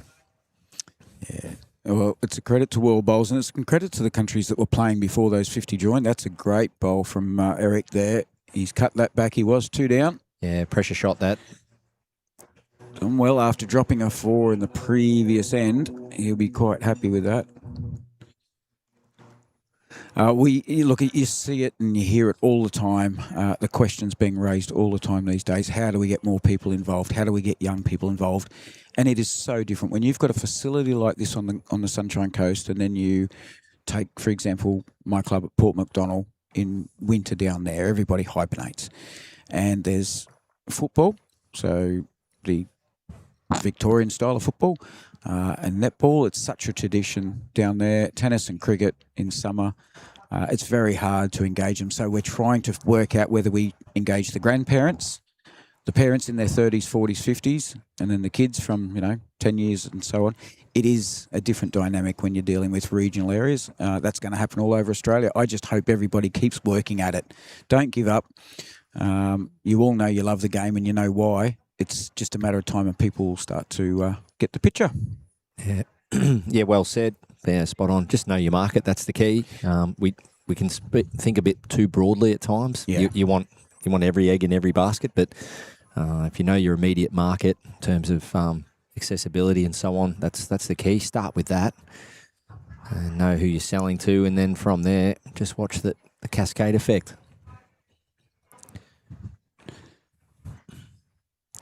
I've quite often helped many clubs, and even when I worked for head office at Bowls Australia, I tell the clubs, even with their junior programs, the first classroom they walk into or approach is the sports class. Yeah. Well, it's actually the last class you approach. They're already busy playing sport. You want to go to every other kid, the sports, the science kids, the music kids, the kids that more academic and less sporting. Well, in the general. Correct. They see the sport of bowls as not a physical, like something that's going to hurt them physically or drain them physically. Yep. But then they see the sport academically. So with the angles, the distances, the widths, and so on, and to tear a kid away from playing footy or golf or tennis or surfing, you got more luck going straight to the maths, the science, the music, and so on. So obviously be inclusive to everyone, but just know who your market is. You might get one sporty kid out of 10. So just once again, know who to approach it to. So yeah, I found that I'm doing support work at schools one stage a while back, and all the kids that were going, "Oh, I'm going to kill you," because I teed it up with the teacher. Let's do it. We hosted a day. Yep. The kids that weren't even playing any competitive sport at all did far better in a 3-hour session at the end of school. No brainer. Yep. So much better than the other, because the others wanted to bowl it harder, knock other people's bowls out, weren't listening to the instruction as much because they wanted to win the way they know, which is kick it the furthest, hit it the hardest. Yep. All that sort of Spot stuff. So, it's still getting people into the door. So, and some clubs have got the ability to have dinners on every Friday night, as long as the members come in and volunteer. And some people here have got a plethora of staff already working here, engaged here. So he's that one's just a bit unlucky. It was probably heading in the right direction. on a bit of a heater here is Ken. He's pretty rock solid. I've met Ken once or twice before. He's a really nice fella. Loves his bowls, and he's got a nice delivery. Not too much can go wrong there. Nice and balanced. That's set up, and he seems to be on his game tonight. It's good to see we've got a mixture of ladies and men playing here tonight. We've got people with and without bowling arms or other aids. We're getting a full variety of people here with hearing impairments or total deafness. Long ends, short ends, old folk, younger folk. Get behind them, folks. I hope Bowls Queensland, the other states, Bowls Australia get behind it too. I understand it's everybody's asking for a piece of everybody else's money, but these people have got absolute hearts of gold. They're out here giving it just as good as they do for their pennant games, but competing on a slightly more even playing field. Yeah, I've always said there's no problems. You know, we can scroll through social media and read all these problems and people voicing issues and things. It's never that. It's solutions. It's working together on finding a way we can help each other out. And if you've got problems, go to the source. Go straight to the source and raise it and say I'm reaching out to find a solution. And my phone, my socials are always open to anyone out there looking to get some information or some maybe an insight to some of the initiatives they're putting together. Please reach out at any time. Happy to help out or point you in the right direction, whether it's facilities or programs, etc. So there's a lot of really good solutions out there, and I think if we always focus on that and work together as a team, anything's possible. And this will only go from strength to strength. There's no doubt about it. Yep. It's all for the benefit of the game, and as people have heard me say on live streams before, it's exactly why I started doing what I'm doing, because in regional South Australia, we only hear about the Barry Leicesters and the Corey Wedlocks. This way they're getting an experience. They are the Barry Leicester and the Corey Wedlock at our local fours tournament, and it might be a $5,000 or a $6,000 tournament. Spot on. But it's getting those people's profile out there, the club's profile out there. All of these things work together. Getting council grants, getting state government grants for roofs and facilities like you have here. All of that, put that all together, and we've all got a lot more fun. Now, I know you've got other commitments, mate, so you let us know how long you're... Yeah, you're right. How long no you're worries, here for. Tim. Yeah, no, thank you. It's certainly appreciated your words of wisdom. You can hear the passion for bowls in your voice. And I know everybody's probably been well aware of that for a while, but it's great to hear it firsthand, and it's great to see you down supporting an event that needs a bit of mainstream support.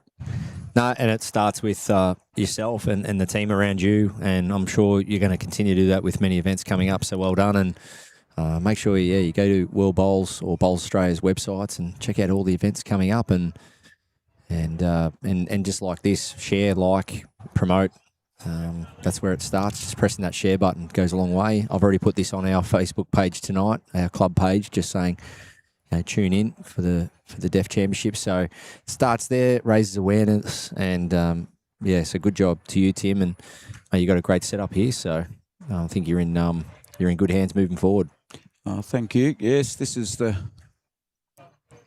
brains of Happy Bowler, Boyd Dumbrell. Yes, so g'day, Happy. Same sort of kid as his. So where's he at the moment? He'd be somewhere, won't he? Oh, I reckon there's a good chance he'll be down at his local RSL. Right. It's Friday. Yes. Matt Harris is the one who spoke with these people down at Charleston, I think down near Newcastle. Yep. He spoke to them last year. They all... big bromance form between a lot of the guys. I think your mate Stephen and so forth, and it's just gone from that. And it just so happens I'm spending winters in Brisbane at the moment, so I'm just covering Matt today and tomorrow, and then I'll help him next week. Yep. I'm quite honoured that Matt's asked me to help him. It's we're just doing something for a community group here. This is not a money making exercise by any means. I'm just fortunate I had a little bit of pocket money to buy my kit, because if I was doing this to make money to pay for it all. Yeah, right. Yeah, I'd be doing it for 100 years. I just love how the athletes themselves, yes, they're competing, but they're also behind the scenes really pushing and lobbying and doing all they can to spread the word. As we see Kenny here, he's going in for another one. Hammer and tongs. Superb bowling, 2-on-1 behind. It's always good if you're getting close like that. You're not building targets. So I often hear you guys when you're commentating talk about that. I mean, a lot of the guys that you commentate whilst playing, they have the ability to get within inches of the jack regularly, but they're making sure they're not making two bowls sit side by side beside the jack, and we all aspire, people like me that watch, we all aspire to do that. So it's like you said, what he's done there, putting a bowler up behind. Poor old Eric's up the other end thinking, I'm now 2 down, but the target's not twice as wide. I need something to sit on. Yeah, That's credit to Ken. It's like the cup in golf. I always say, with bowls. Once you put one in the cup, you don't Oh, He's he doesn't done it look again. Oh, it's a good shot. Yeah, don't you wish that the cup was twice, 2 or 3 times as wide in I'd golf? like to call it a bucket, not a cup. Yes. So in bowls, we're not really that keen to widen the cup as in golf terms for the opposition's putt. He needs to hold on here. Let's try and hang around, cut one out at least. No, I think he's going to drop away. Good weight. Be close. No, not quite. I thought he might have cut the third out. Look at the big smile on Eric's face, though. Yeah, He's already down on the scoreboard. He's down 2 or 3, and he's still got a big grin on his face. The boys are all the spirit amongst them's fantastic. He's up and about. You never know. I'm doing I'm streaming the National Arming Bowl Championships at Club Tweed in September, and it's blokes like Eric who have come from this group. You hope it is a 2 or a 3, though. Yeah, it's 2. He's cut a couple out there. Oh no, maybe 3. Yeah, we'll soon find out. We'll try and get somebody's attention. Yeah. 2. It is a 2. Thank you, Ken. He's multitasking. So I'm even Thanks, learning Kenny. sign language while I'm sitting here in commentary. Luckily, I had my hand faced around the correct way when I put 2 fingers up there. Yeah, well, Sue's heading back, Tim. So just a little one in the comments. Someone's asked about my bowls bumper, so my training tool. Oh yeah, talk about that. Give it a little plug. Yeah, so I've invented a bowls bumper. It just fits in your ditch or sits over your ditch. It's a training tool for weighted shots. So just head to barrylester.com.au. Oh, I think I've seen that on your Facebook page. Yeah, it's great. It's for kids, school programs, barefooters, bowlers at the club, just to get repetition, muscle memory on your target practice, just your weighted shots. So, head to my website or reach out through socials or on my website. So, Are they the bumpers? That's more for people who are practicing on their own. Groups, training drills at your club, circuit training. It was invented because, for instance, that head we just saw there, Kenny putting one right behind the jack. My true belief is you shouldn't look at having to drive that bowl off the jack like a hard task. No, it's only going to get harder and harder the less you practice it. So, to make it easier on yourself, you should be getting more higher repetitions in your training. Being at one with your muscle memory and then also obviously your mental belief. And then once you get your repetition in, when the environment or the situation presents itself, game day, you've known you've done the hard work in training. Sounds like I need to come another kilometre or 2 up the road one day and get a couple of lessons because I've done the coaching course, but as you know, the more assistance you get from people with different experiences, all the better. So, thank you so much for your time. No, pleasure. Thank you. Good luck with the Com Games. Yeah, looking forward to it. When's that? August? We start commentary 24th of July. End of July. Yep. Yeah, so we've got 2 portable greens. Oh, yeah. And 4 rinks in total. And 2 will be broadcast, 2 will be streamed. So it'll be 24/7 pretty much lawn bowls coming to people all around the Commonwealth. Yep. And it's indoor. There'll be music, excitement, crowds. So it's going to be great. And I think it's going to be one of the best ways to showcase the sport the sport's ever seen. Good to see you. Speaking about showcasing, well done, Eric. All right, thanks, Tim. Terrific. Thank you very much. Good on you, mate. Thanks, guys. It was a pleasure. Thank you very much to Barry Lester there. It's great to have a wealth of knowledge, and it's great to see, people with the experience of his coming down and helping out at a club level for a state event such as this. Like I said before, we only get limited support from governing bodies because they've already got a million other people with their hand out. These guys have put this show on with a lot of organisation going on between the players. So thanks to Barry. I'm falling way behind in the live chat. My apologies, folks. I can see Kathy and Matt have been putting in lots of comments. We're trying to keep an eye on the game, and it's good to see Pootie Tang. Can you drop your link into your Facebook? I think if you go to Barry Plays, I'm assuming you're talking to Barry Lester there and not me. My Facebook page is Border Sports Live. But Barry Lester, I think it'd be barrylester.com, something like that. And he also has a Facebook page. So if that's what you're after, Pootie Tang, I'm not sure who that is. Feel free. Otherwise, get in contact with me on Border Sports Live Facebook page, and I'll find out the information that you're chasing. If you want to find out about those bumpers and so forth that Barry was talking about. I have another very special guest joining me in commentary now. This lady's come to a bowls green and she has a dog with her, which is a rare sight, as a lot of you probably know. But it's a, I will let Sue Higgins describe it. Welcome, Sue Higgins. From you. South Australia. Streaky Bay, South Australia, a long way from home. You are. I know the feeling, as I said, being from down south, but aren't you loving the weather this winter? They call this winter up here. Got a suntan. Yeah. You got to bring sunscreen up here when you're not used to it in winter. Or the last bowl there from Eric's just pulled up a little short, but I dare say he's got shot, which will make him happy. It's been a couple of ends now since he scored, so he'll be happy with the one, I think, there. So welcome, Sue. Thank you. Thanks for joining us. No worries. Lovely of you to make contact with us. We're getting good updates from our marker, and I have to apologise. We've got Pete, the umpire, floating around as well, but I don't know the name of the marker. It's the other gentleman that's in this section. You might know him. I don't know him at all. I'm a South Australian playing for Victoria. You're a visitor like me. And this is Queensland playing tonight. Queensland Deaf Bowls. Oh, well, that's true, yeah. Yes. I know Prue that was on earlier, she's met some of these people through her other events that she's been in. I've met a few of them, but not all of them. Yep, terrific. So tell us a little bit now. We do have to focus on the commentary. That's the hard exactly bit. Right. No, we can watch bowls and talk. You have a fantastic story and a little friend with you that I'd like you to tell the viewers a little bit about. And I'll zoom the camera in whilst you're talking and whilst this game's going on. I think, is that going to be long enough? Well, yeah. Don't know, but he's asleep. He's lying down. I'm going to need a zoom in here. This is going to be a real short end. So you've got a little friend with you. So I've got a hearing dog called Ben. He's been trained by the Lions Assistance. He's a Lions Assistance dog.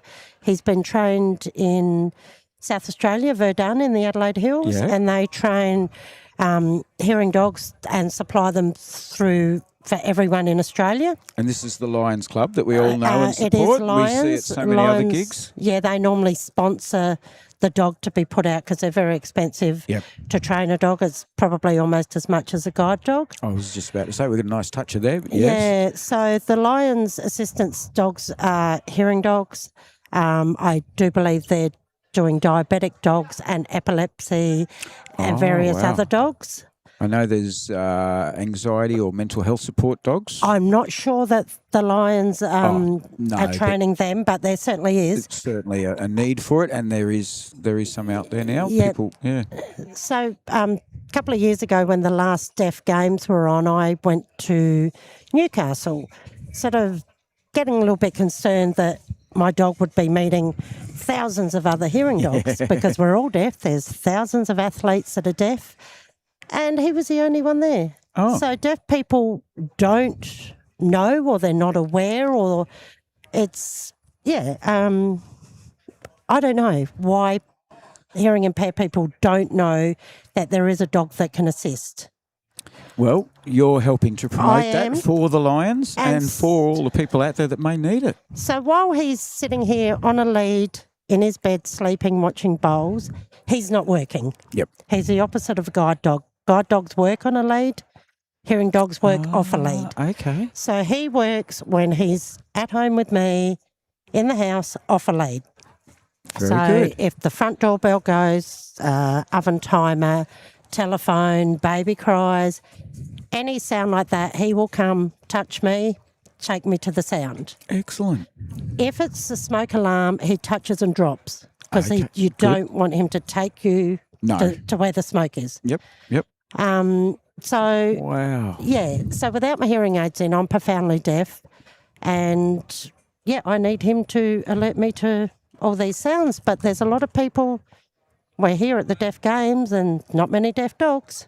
Or not many Hearing dogs. Look, you're just starting. You could be an ambassador. I've tried. Now, are they called deaf dogs? No, you were calling them Lions dogs. They're called Lions Assistance Dogs. They've just changed their name. They were Lions Hearing Dogs. Okay. But they're now Lions Assistance Dogs. They do breed them at the kennel. They're doing cavoodles, I think. Ben is a Tenterfield Terrier. So they're breeding Tenterfields for it. Previously, they used to get them as rescue dogs.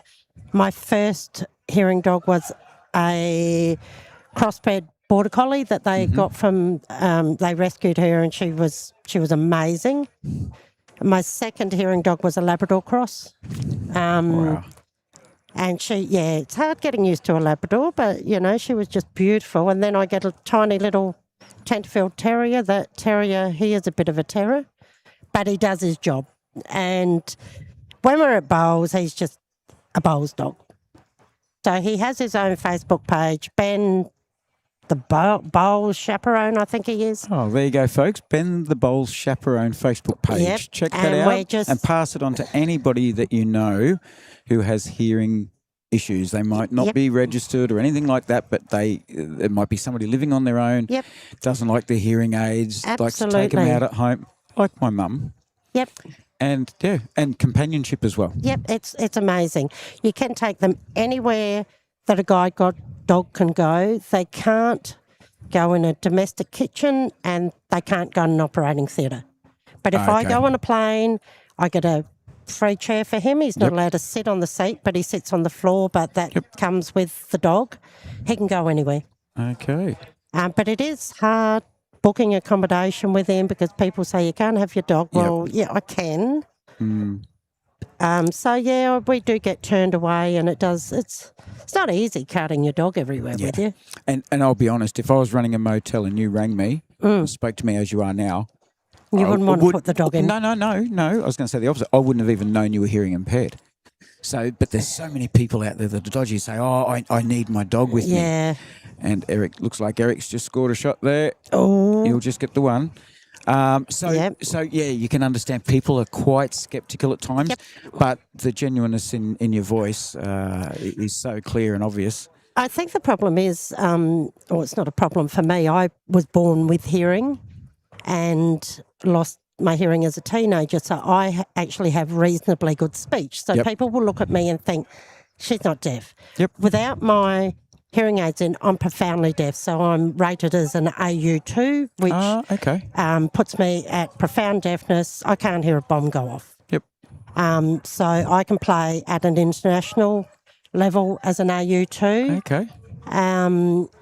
But there's a lot of people here that have been born deaf, so they don't have speech, and I guess people look and think, they sound deaf. Yes. Not everyone sounds deaf, but I've noticed it in the time and the interactions I've had with people. And then you look at yourself and Prue. Well, Prue was born deaf. I'm not sure about Prue, but she's got good speech. I thought she said she was. Her speech is just fantastic. But, she explained to me the times where she used the hearing aids and doesn't, and how she's got to look at people and that sort of thing. This is a great education. You're all just providing so much valuable information for people that have never come across it. If you don't know anyone that's deaf or other than Grandpa that's a bit hard of hearing, you're educating so many people right now worldwide. Eric, close. So Ben's been with you now for how long? Oh, God, I've had him about 5 years now. Excellent. Yep, he's nearly an old man. I think he's coming up 7. So how many, through those Lions, the Lions group that's done them, how many people would you say, do you know, sort of rough figures, how many people in South Australia? Well, surprisingly, there's 2 in Streaky Bay. Okay. And another old lady over there which saw Ben and, oh no, she didn't. She saw my first dog, and we sort of went through the process of helping her get assistance. And there's a few on the Eyre Peninsula. There might be half a dozen.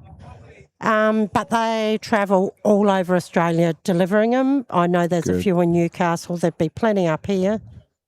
And they've done hundreds, or probably in the thousands of Are the dogs. Lions in other states doing this as well, or is it only South Australia? They're at this only stage? trained in South Australia, but Lions clubs sponsor those dogs to get out to the worker, because you don't just get delivered your dog and that's it. It's a 3-month process of ongoing training, which the Lions people do the training. They get taught how to follow up with that training. So we're forgetting about bowls here. Well, I can keep you all Ben's informed, still folks. watching. It's the score is 10-5 to Ken at the moment. So, as I said earlier, Ken Reid of Helensvale with his XGs, his blue XGs. He's been doing very well, Sue, in this direction in particular, against Eric Smith of Beenleigh, who also has XGs. They're doing very... Look, the education is great. A lot of people tune out when I talk anyway, so at least you're keeping people from turning the mute button, hitting the mute button right now, and they're actually watching the bowls and getting a good education from you, so it's fantastic. And I do agree with the XGs. I've got XGs and love them. My partner Dave... All the smart people use XGs. Oh, I don't know. Just My partner Dave, he had XGs, and then... Oh, he hasn't gone to the dark side, has he? There was a raffle going, and they had... arrows, and I said, I'm going to win them for you. Blimmin' heck, I did. So he's got his arrows and he loves them. Yeah, he's gone to the dark side. But I actually thought when I won them, he might have offered them back and said, do you want it? Because, he got to pick and choose what sort he wanted and what colour. And no, he never offered them back. Bit of weight here from Eric, and he's got the jack. That's a shot. And what's happened? He'll be holding 2 after this, folks. There are no dead ends, so that will be respotted on the tee. He's managed to just...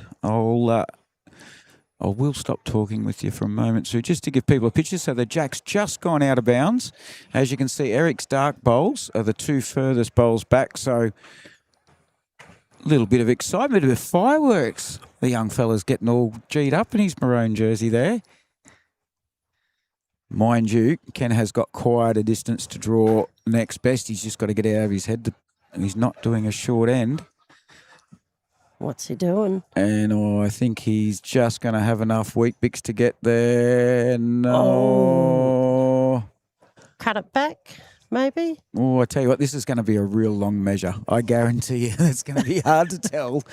Hard to tell who's got shot because of the angle. You can see, folks, that the 2 bowls are... If you were to draw a straight line, you'd have a nice little triangle there. And they're going to need a long tape. I've just about put money on they're going to need a long tape here. But he's pretty proud of that hit, and good on poor old. I tell you what, we'll give him a delayed one. This is for you, Eric. Mr. Chalky comes up when you get a toucher. Yeah. We'll give that to you because he's soldering away. Oh, Ken likes his. They're all having a bit of a chat at the moment.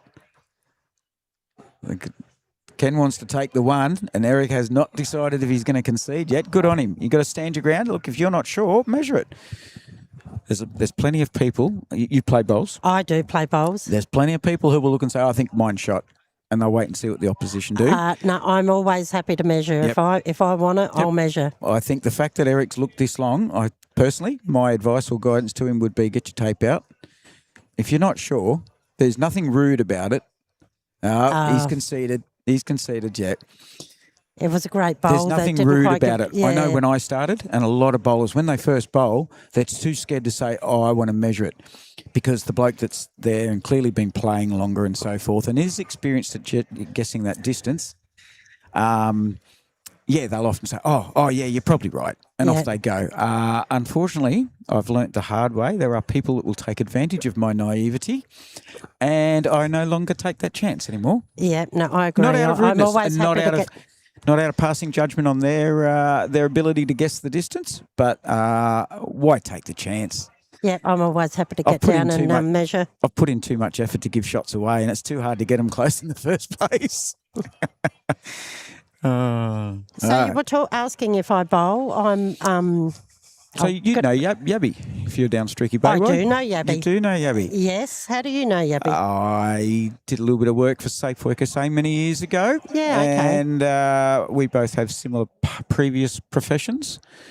What was he? Fisheries? No? I think he might have been fishery, but we've both been in law enforcement roles. And then we met because he bowls for the police. He does bowl for the police games as well, yes. With Graham Shades. Yes. Yep, they're from Streaky. So I come across them at Country Carnival and then round robin Yep. And when I'm being a real good boy, and I'm really lucky if I get picked for Prestige Medley, it's great coming up against those bowlers that have been around a long time. So and you might have come across my partner, Dave Benny. He's trying to make his way up there. When he's good, he Okay. sometimes gets selected, Well, and when not. certainly played. Oh, Eric, very close there.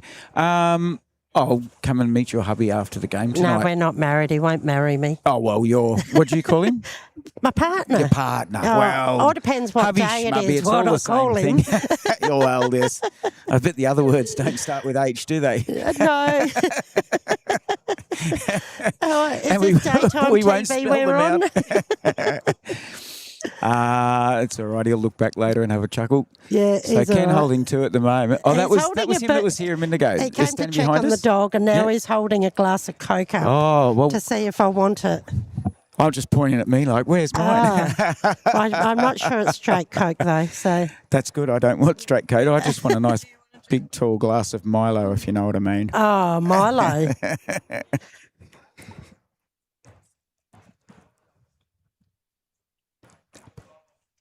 Yep. We're doing, They're doing sign language. I was We're watching doing these sign two language now because I sign. don't want to tell people.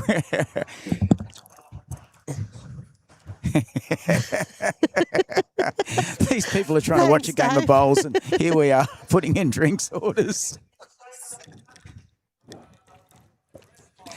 Oh, Ken Reid. Ken He Reid. knows Yabby. Take a bow, mate. You have done very, very well. Oh, I've missed that. Another little toucher. Look at Mr. Oh. Chalky here. Oh, He's got the head set up all right there, hasn't he? he has done Two very on well. and one behind. And he did that earlier too. Lovely to meet you. I called you hubby before. I was told it's not quite hubby. And then she used a couple other choice words. Well, I'm glad you've got your drink now. You'll be My right to do Coke. another 2 hours of commentary now I'll that be you've able got to some keep lubricant. going. I've got plenty to talk about. She's not on camera. She can get as much as she wants. I tell you what, Matty Harris, you have made me so happy. I've met so many lovely people. Thank you, Kathy. I just saw it myself. You've allowed me to meet so many lovely people up here at the Queensland Deaf Bowl State Singles Titles. And look at Ken Reid. Oh, very, very good bowls. All right. I've got to refocus, Sue. You do? I'm getting told. Who's telling you? This is a live chat, so these people here, they are watching us, and they will often let me know. I'll get a hey idiot. Okay, You yeah, I haven't changed see the that. camera That's angle. exactly what it says. Yep. That's right. Okay, so that was a 3. That one. So Ken Reid has done very, very well. He's taken that game out, folks. Look, we have got a little distracted during the game. I sincerely apologise, everybody. It is an absolute pleasure to meet Sue Higgins and have her talk about Ben, her assistance dog. Bowles had to take a little back seat there. You know what? We'll refocus now for the next game. Will we? Yeah. Oh, okay. So you want me to go now? No. You can stay. We will. We'll make sure. We don't know who we'll have playing on the next game, but folks, I'll be with you in 2 seconds. We will find out. I'll get back to the live chat in a moment, folks. I just want to speak to Stephen, the organiser here, get some more details. Unless you want to keep talking. I'll keep talking. All right. Well, you talk. You tell people about Benny. I'll leave you. I'll I'll leave you talk with them the- about Ben. I'll tell them about bowls, Oh, shall all I? right. I'll talk to them about bowls. Okay, you talk about bowls. No, I better wait until you come back. I'm on, am I? Oh, God.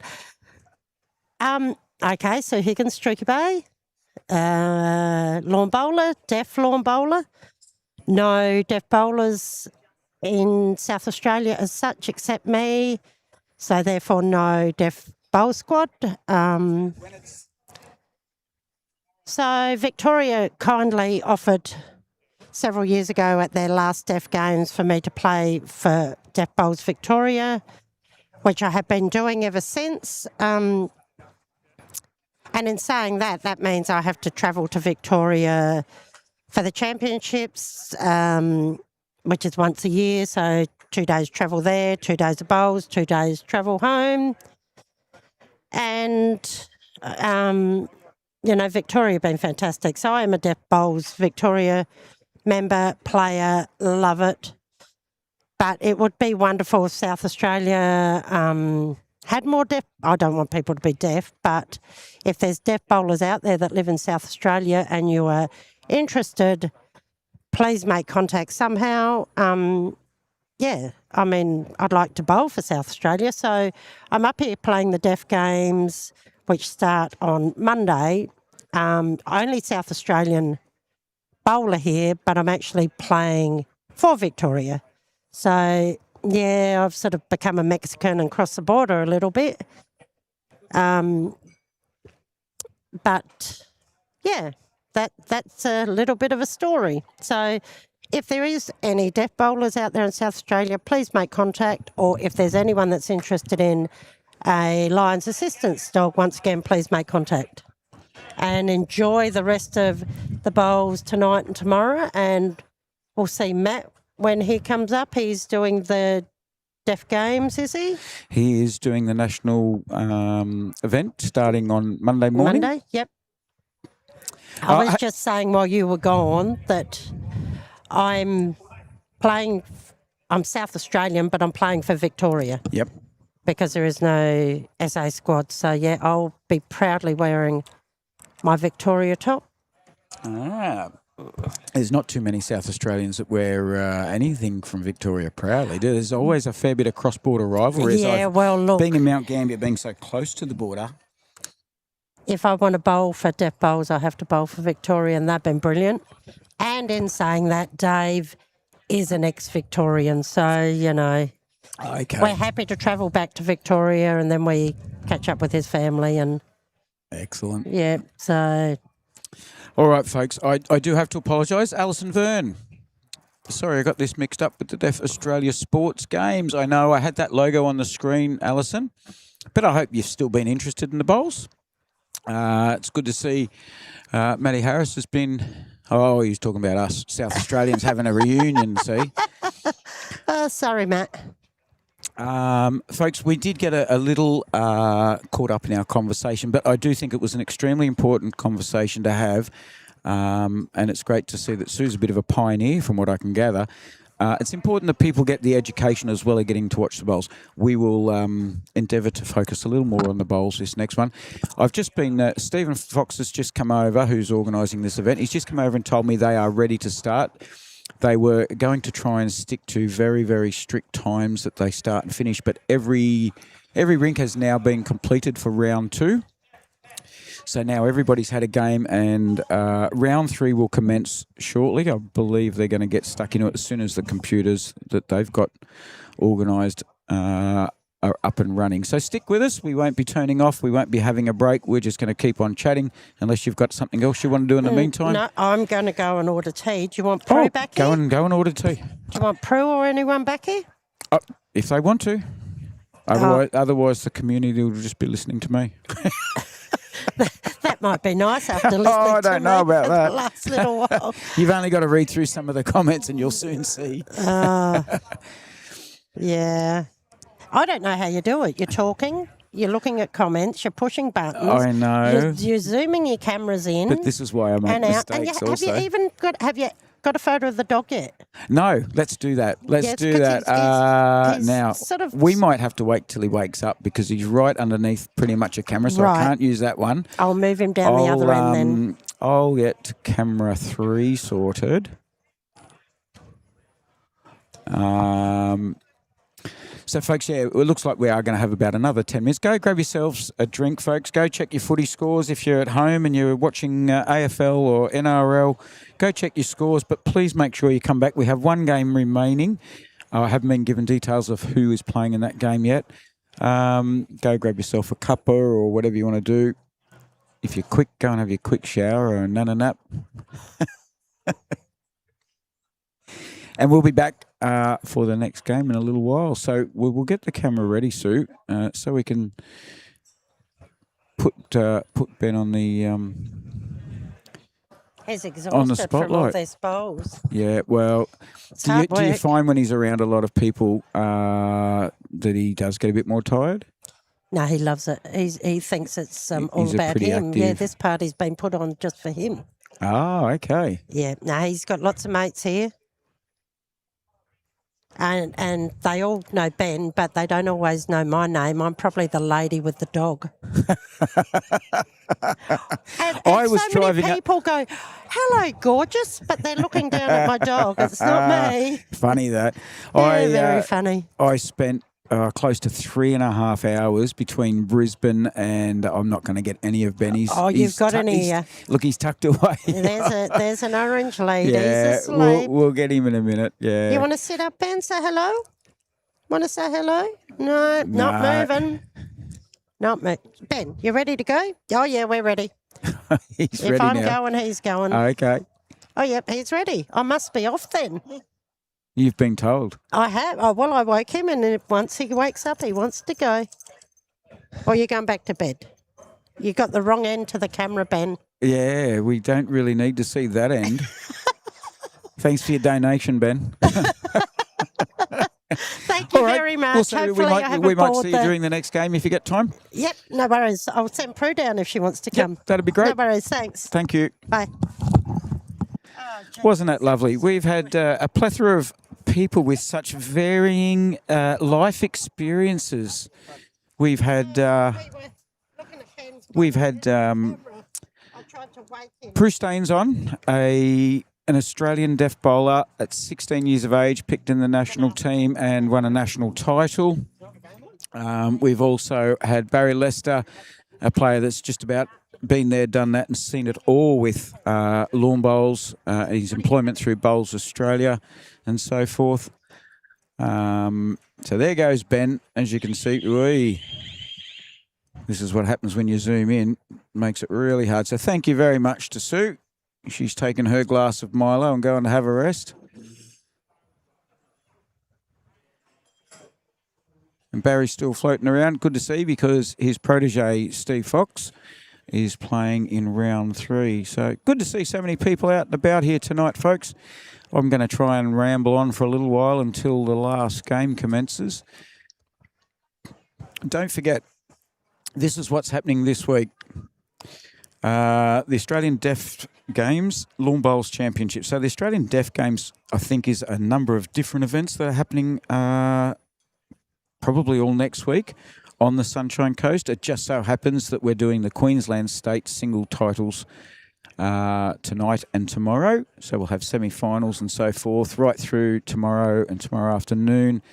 In the meantime, there'll be other events. And then as of Monday, the Australian Deaf Games is on, the Lawn Bowls Championships here at Club Mooloolaba. I can thoroughly recommend the steak sandwiches. And if you're a lawn bowler, not that I've been out in the greens, but they look absolutely amazing. It looks like there's a bit of music going on. Well, there's people inside dancing. We can't hear any music, so I'm hoping there's music going on in there.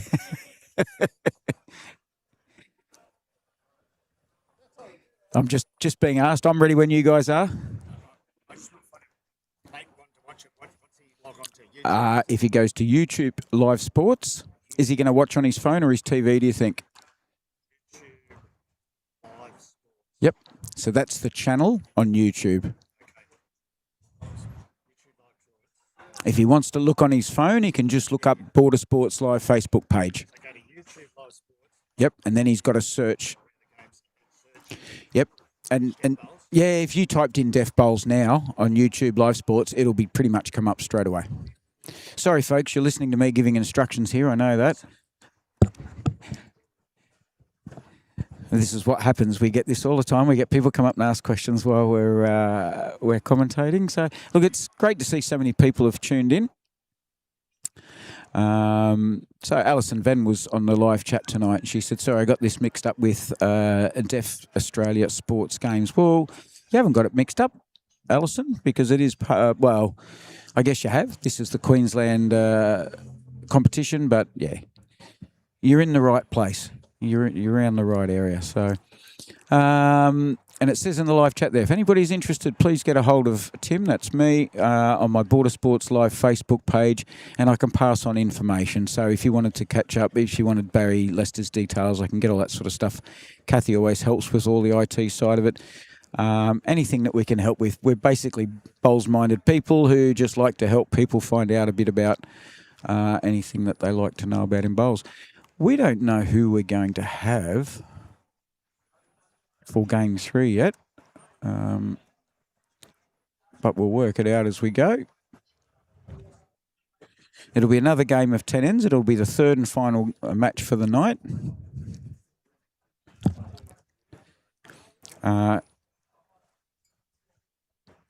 It'll be the third and final match for the night, another 10-end game. I'll leave that screen as it is right now, and I'm going to go and get some names of players and their clubs that they're representing, and I'll be back with you shortly.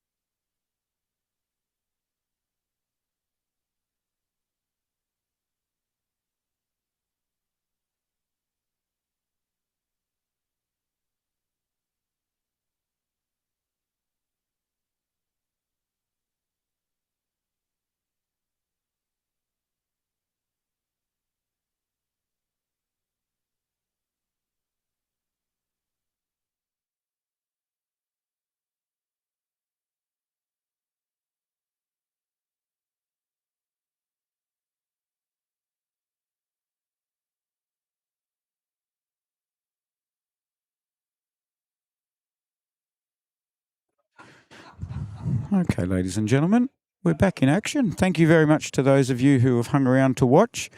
Just been speaking to the players in this game, and they're tickle pink that they're going to be on YouTube and it'll be on the internet and their family will be able to watch. And I said, well, this is exactly why we do this. So Alison Venn's saying, hi, beautiful. I've got a funny feeling Alison's not talking to me. But look, I'm so glad so many people are tuning in. This is the final game of the night, so it's another 10-end match of singles. We have another 2 gentlemen playing this game. We have Bob Swatton from the Helensvale Bowling Club, and he's bowling with his bluey greeny coloured Conquests. And he's up against Peter Ruckus from North Toowoomba, and he's got aerodynamics. So another good match coming up by the looks. Got a real short end.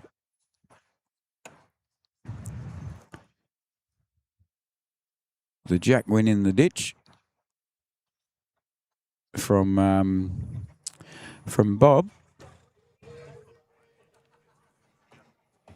And Peter's gone and put a real shorty in, so we'll see how these guys... Sorry, it was Peter from Toowoomba must have put the jack in the ditch.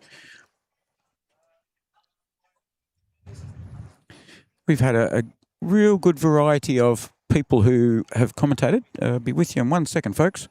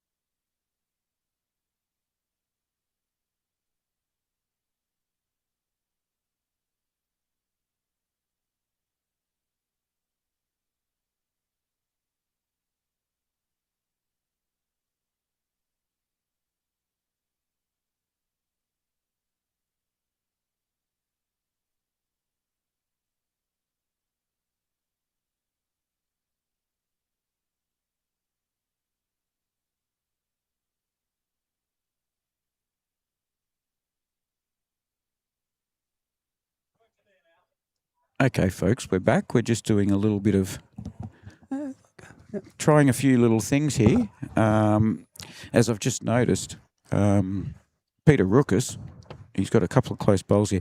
So, sorry, folks, we're just sorting out headsets, and it's not always easy for people who have got hearing issues. But I'm very, very happy to have another fantastic special guest with me for this game. His name's Michael Barker, and he's the president of Deaf Bowls Australia. Welcome, Michael. Thank you. Lovely to have you with us. I know Matt Harris has spoken to you in the past, and he's very, very tickled pink that you've engaged us to be part of this. Now I notice Michael's watching my mouth. I'm normally looking out there, so you'll have to every now and then remind me. I need to look towards you, because every now and then I look over there as well to look at the bowls. So this is going to be very interesting doing live streaming with you.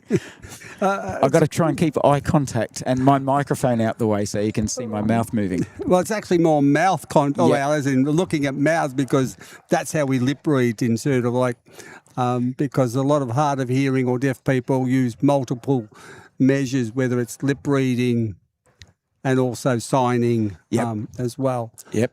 I've been watching and just, it's amazing. You spend a little bit of time here. I've been here a few hours since 5 o'clock today, and I've already learnt by watching you all communicating, but also watching how many people are watching my mouth. And because I see a lot of hearing aids and the other thing that you've got on, and I don't know who's partly got part hearing or who's completely deaf. And so I'm learning so much. So thank you very much for coming on and giving it a go. Prue was on before. She did a great job. Yep. Sue was just on before. So both of those people with hearing issues, Barry maybe not, but, different ideas. Sure. So, yeah, fantastic. Thanks for joining us, and thanks for engaging YouTube Live Sports to live stream this event. Matt and I are so passionate about bowls and the bowls community, and that you guys get the same treatment that I do for my club in South Australia and he does for his club in Sydney, and anybody at the Australian Open, they get all of these services. You guys have got it, and I'm so glad that we can do it for you. We're really happy to have you guys on board. Had a lovely time with Matt last September in Newcastle, and he certainly did have a lot of sort of like we got on really well, and he certainly became a little bit more. I'm sorry. Can I just explain that hearing people or deaf people or hard of hearing people, I talk like a hearing person because I was fully hearing up until about 30 and went totally and fully deaf. Unfortunately, when you have a hearing issue, you don't have a volume control. Yep. So I can't tell you, or I don't know how loud I'm talking. Yep. So my wife is my volume control. She'll be saying, talk quieter, and she'll be using hand gestures. Yeah. And I've got to try and change my volume manually because I don't have that hearing thing. So it all comes into me at a certain level, and I'm learning that I've got a cochlear implant. So what a cochlear implant is, it is a very thin wire that the surgeon implants into your cochlea, and there is 22 electrodes on that piece of wire. So when you get, it's called, like when you get activated. Yeah. So you have an operation, you go into hospital, and you're in hospital for probably overnight. Yep. And then about 2 or 3 weeks later, you go in and they'll start turning on each electrode and they'll test each electrode. So I've had a cochlear in my left side. Unfortunately, an infection got in and it never worked and it had to be taken out. Oh, okay. This is similar story for a lot of deaf people, hard of hearing people. Infections, bad operations, sort of like having an infection when you're young, or some sort of issue during pregnancy and you're subsequently deaf and hard of hearing. I am listening to you. Yes. I'll just do the camera work while we're going. So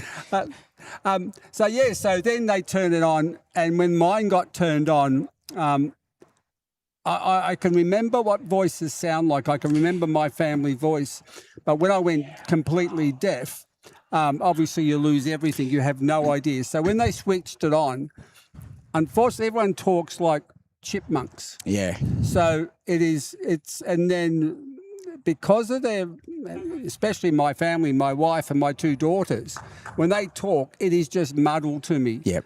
Because I can't, their frequency that they use to speak is the same as what I get. So I can't tell the difference.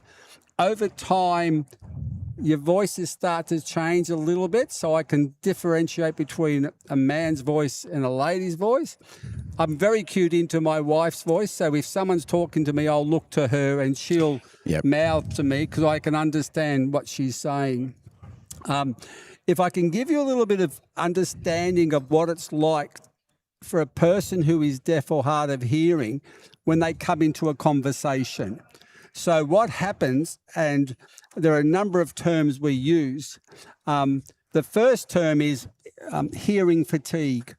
So what happens is, if you're looking at a person who has 100% brain power, when a hearing person hears something, their brain allocates maybe 10% of their processing power to understanding what's being said, and then you can allocate 90% of your brain power to process, answer back, and then work with that. With a person who has a profound, severely hearing loss, what happens is they have to devote 90% of their brain power to understanding what's being said. So they only have 10% left to process it. And so subsequently, if you talk to people who have a hearing issue, they'll say, in a conversation, someone will say, we said that 30 seconds ago. Or don't worry about it, we'll tell you later. or they look at you strangely because what you've understood has got nothing to do with what the conversation is about. And then you say, oh, I got that wrong. The result of all that is people start to withdraw. So Yeah. people start to not participate, not engage with people and withdraw. I have it myself where we live is very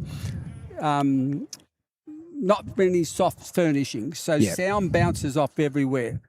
And when my family's there and talking and I'm sitting there and I have a device on my phone which converts text to speech. Yep. So, speech to text. So I'm reading that, trying to understand the conversation. And because I've got to process all that, you get what's called hearing fatigue. You just get tired. Yes. And you lose concentration. It's like having to concentrate far harder than what you would normally for another job or process. It's a bit like if you go to, dancing or something and there's loud music and someone's talking to you and you've got to really focus on what they're saying. Yep. That happens everywhere. So I tend to leave conversations and walk out. And then people think, well, you must be a little bit rude or something like that. No, it's just hard work, I just haven't got that sort of, I'm just tired. I've got to go. And then, but now with my family, I'm learning Auslan. So my wife says I'm much more calmer when I'm Auslaning than I am when I'm speaking. So even though I might be loud, and then they say, I'm not angry, I'm guessing what my volume is. Yeah. And a lot of people also think that when they come across a deaf person or a hard of hearing person, oh, geez, they're angry. They're yelling at me all the time. It's so funny, the timing. I just looked across at Eric that was playing in the last game, and Ken that he was playing with is now marker. And Eric's up there screaming his head off because Ken's now the marker. He's going, Ken! Because he wanted to know how far that last bowl was. So you were talking about people getting aggressive. He actually physically was, that bowling arm in his hand nearly went through this multi-million-dollar roof that we're playing under. Look, it's so good that you're explaining it to people. There's people out there that'll be watching right now that don't have hearing problems and might not have people in the family, but you're explaining exactly what other people need to know so that we can understand how difficult it is for you. We've all got a friend who's, especially if you play bowls, you've always got a friend whose hearing isn't great, but a lot of them don't fess up to it. And so they pretend they can hear. But hearing from you explain how hard it is and how much you've got to concentrate is very important. So we're just going to try and catch up with this game a little bit. Sure. So I'm going to test your commentary skills out next. Oh, geez. I can't yell out to the marker because she won't be able to hear me.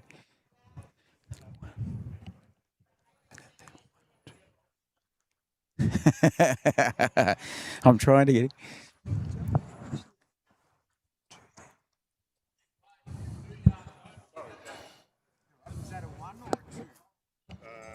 That one, just one. One? Thank you. You're 3-2 up. Now, I've got bowlers walking all the way over to me because they didn't understand my sign. Oh, 2. 3-2. Yes, the score is 3-2. There you go. See, I've just had to do sign language of the player. He's about to bowl. He's walked off the mat because he's trying to give me the answers. Because the marker walked past, and if the marker's not making eye contact, I can scream all I like.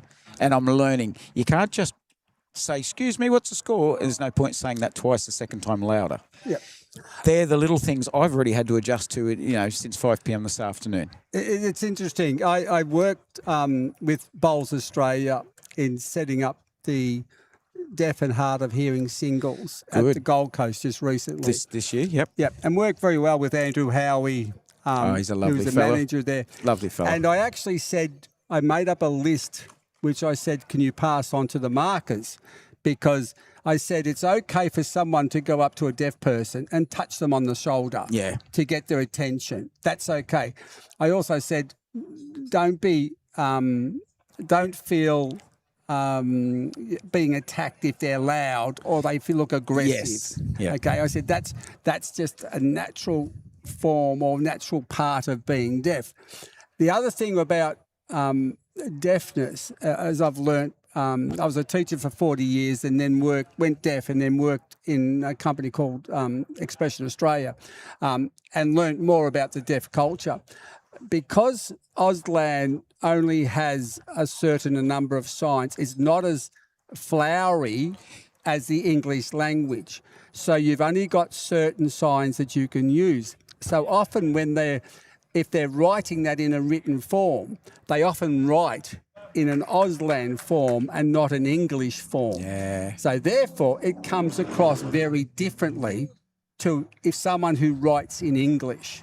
So because if you think about, and I'm very much aware of this, if, for example, my wife starts talking to me and she might say something like, oh, okay, tomorrow we're going to go shopping and buy something.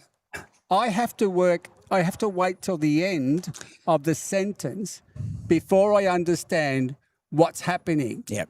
So in Auslan, you would say shopping tomorrow where? Oh, But if you're an English-speaking person, that doesn't sound right. that's right. Yep. But when you write it, and that's how, again, there's a disadvantagedness that occurs when people who are deaf write like that, and it comes across bad grammar. Oh, they mustn't be. Yep. You know, like it affects the impression they give to people. It's and they're again, thinking that's it's your intelligence or your education, and it's not. It's purely the hearing. Yeah, and that's the language that's used, and that's another reason why, you know, the deaf community, it's such a disadvantaged community as such. So, but the lovely thing about this is that when we all get together, you basically can't shut us up. That's why I fit in so well, because I may have a chat. So. And there is a saying, deaf goodbyes last for hours. Oh, okay. Because when deaf people leave, they go to each, and it's just, don't expect to leave the room in a hurry. Yep. If there's deaf people there and you're saying goodbye. It is just a cultural thing. Yep. Very So, good. Have a look at this end we've got here. Oh, That's a good end, Michael. yeah.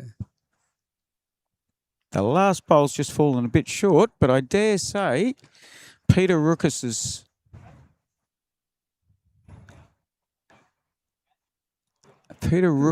probably got 2, maybe 3. You giving him 2? All right, folks. We're in very different circumstances in commentating with you, so it's really good. We just need to explain to people what we're doing, and we're educating people whilst we're commentating bowls, so it's really good. You've all been so good in the way you explain the circumstances that you're all in, which is fantastic. So just see if we can get Peter's. I'm pretty sure that was a 2, that last end. He's doing very well. I don't want people at home saying, you didn't tell us about the bowls, so.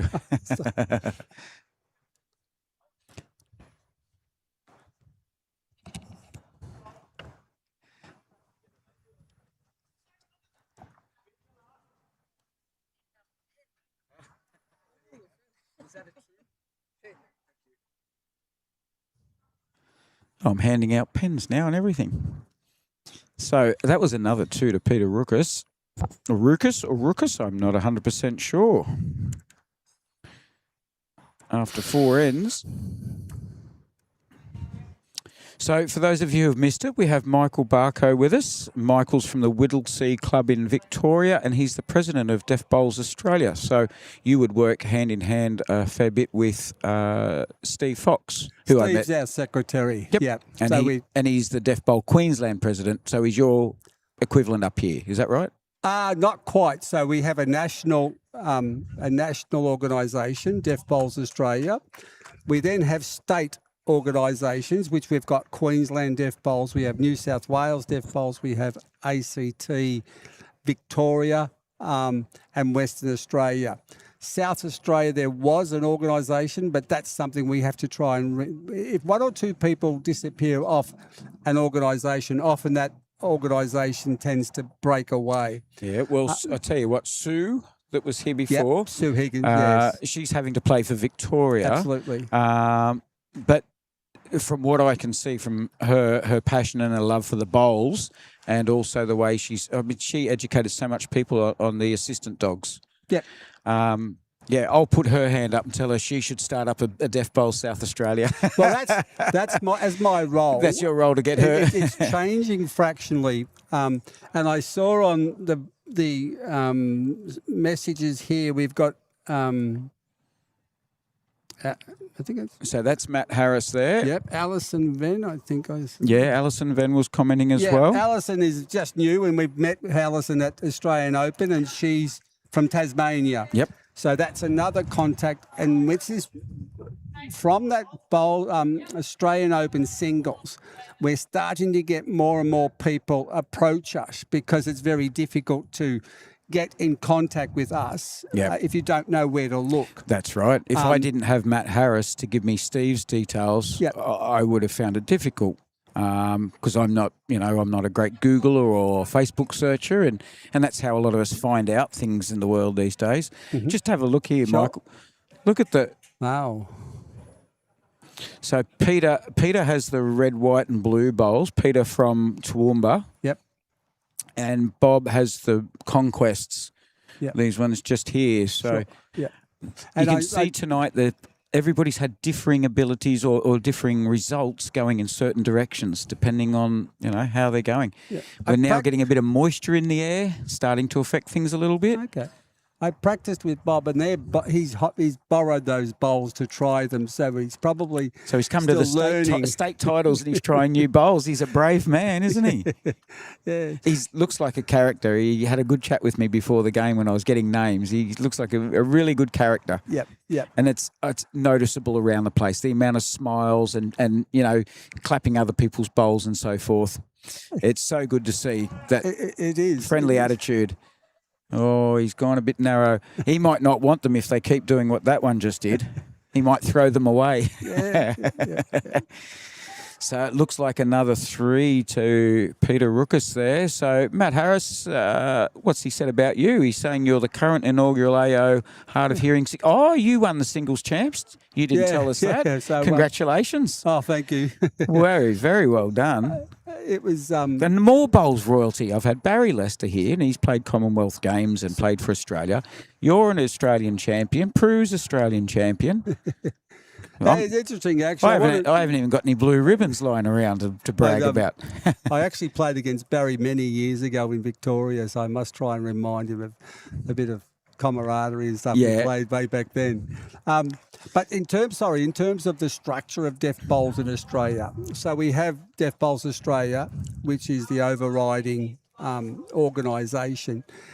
Deaf Bowls Australia is also a member of the International Deaf Bowls Federation. I'm the secretary of that organisation.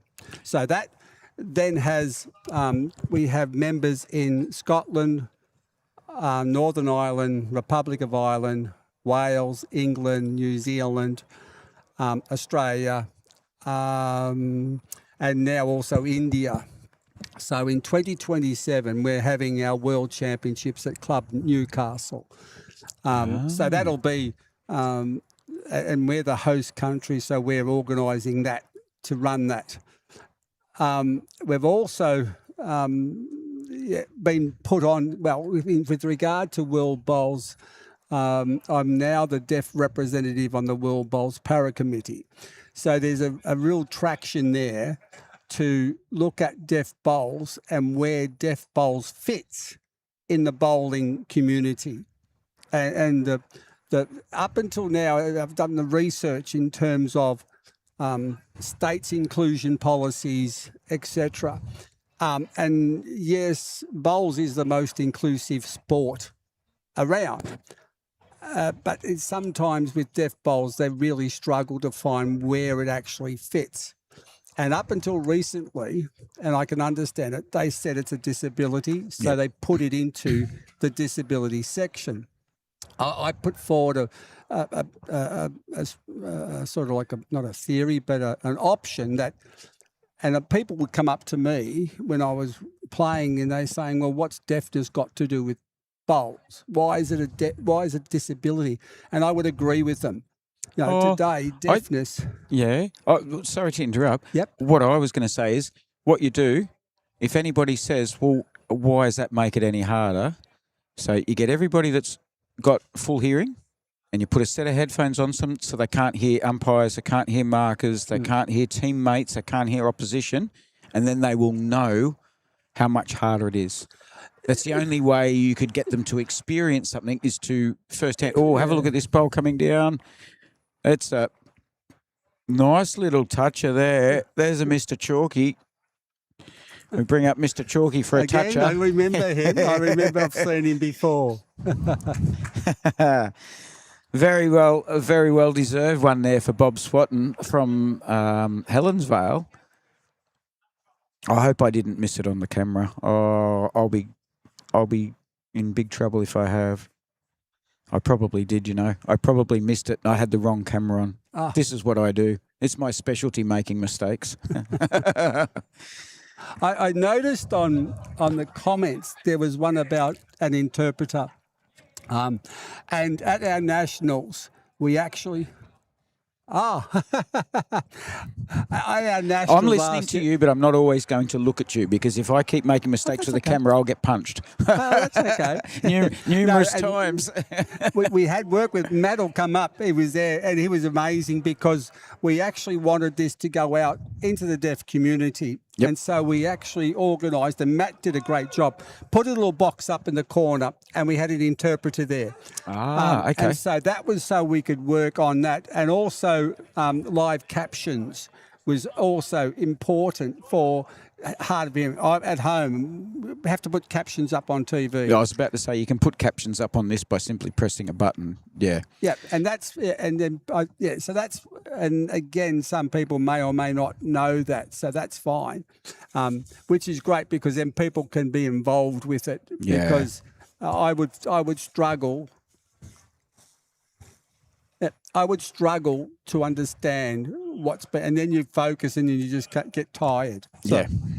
So all these strategies are certainly evolving and being great for the deaf and hard of hearing people. So at our Worlds, I hope to have the same sort of thing, a window. It's a lot of work, and Matt did an amazing job. We had it all set up and things like that. So it was a trial just to see whether we could do it. And yes, so that was an interesting process we went through.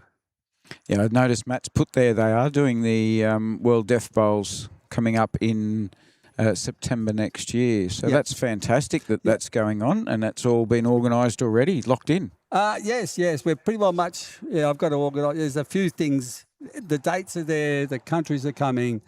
It's then more some of the finer details to be worked out. Still over 12 months away. So, but that's progressing. Yeah. So I'll just check with Kathy because she's tuning in, and also Matt Harris is tuning in. Is Michael's voice coming through at a similar volume level to mine? It is on the little the Roadcaster. If you could let me know. Michael was talking about how he does speak a bit louder. So it'll be handy to know, folks. If you could just let us know if it's coming through at the right volume for people.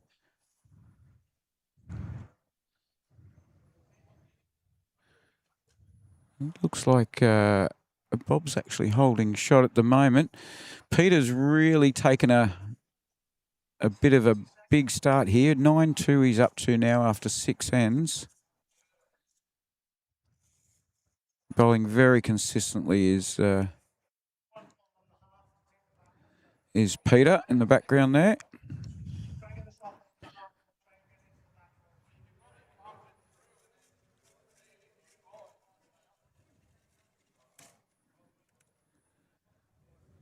Still holding a shot. I'm just trying to keep up with my camera work, otherwise they pick on me. See, I said, oh, I'm sorry, I think I missed that really good bowl. It was a toucher up there. And says, Kathy said it would have been good to see it, which is code for, you idiot, you made a mistake again.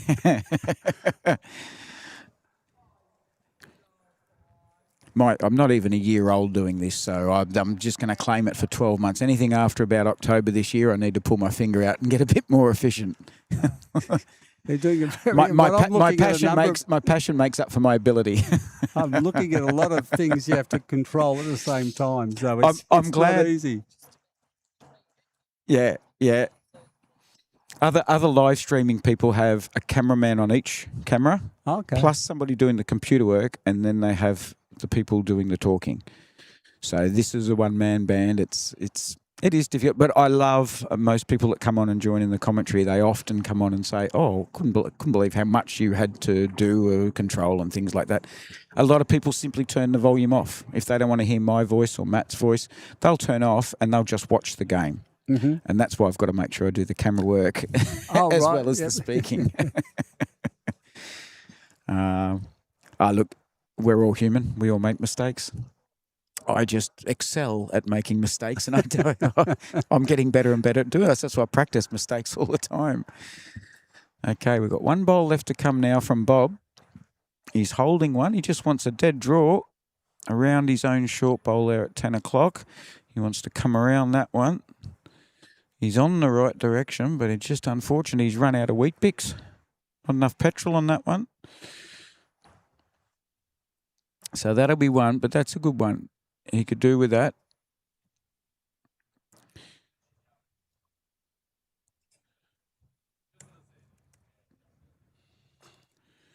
So another big thank you to Club Mooloolaba. They're great supporters of this event, not just today and tomorrow, which is the Queensland Deaf Bowls singles finals, but also of the Australian Deaf Bowls titles that are coming up Monday through Thursday inclusive.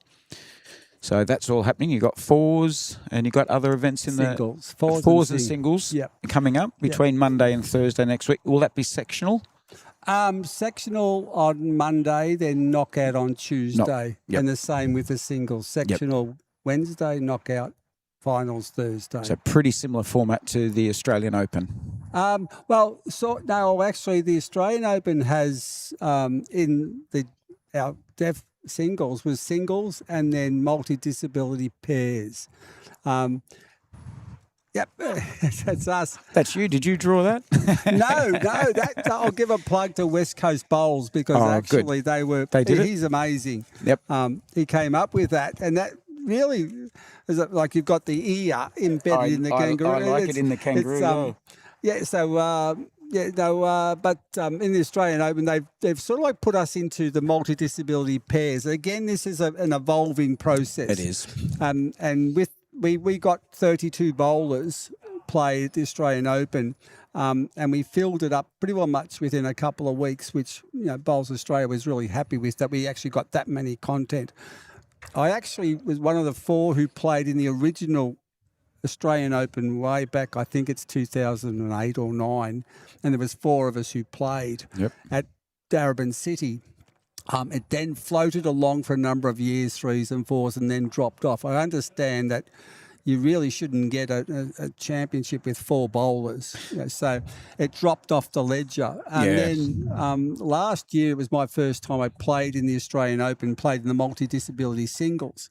So I came up against 2 amazing guys, both had strokes within their younger lives. And so I said, this is not a level playing field. So approached Andrew, and I think there may have been sort of like conversations going around about it. And they said, let's look at deaf singles. So I said, that's great. So he sort of like put on to Deaf Bowls Australia. So it was a matter of getting information to Bowls Australia about classification and all that sort of things. I'm not sure if anyone's talked to you about classification. No, I was going to ask what. I just want to make sure we don't forget the game. I was going to ask you though.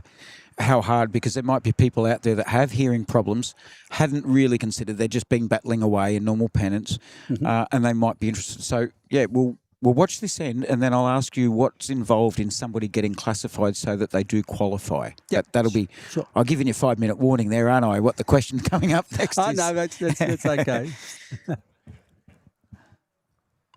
I don't want to forget these players because these players have finally got to be on TV. I want to make sure they get a bit of our attention at some stage. Sue and I went off track earlier, so we'll give these guys. Matt Harris is in there watching. And he'll be thinking, Tim, you haven't talked about the bowls for 10 minutes.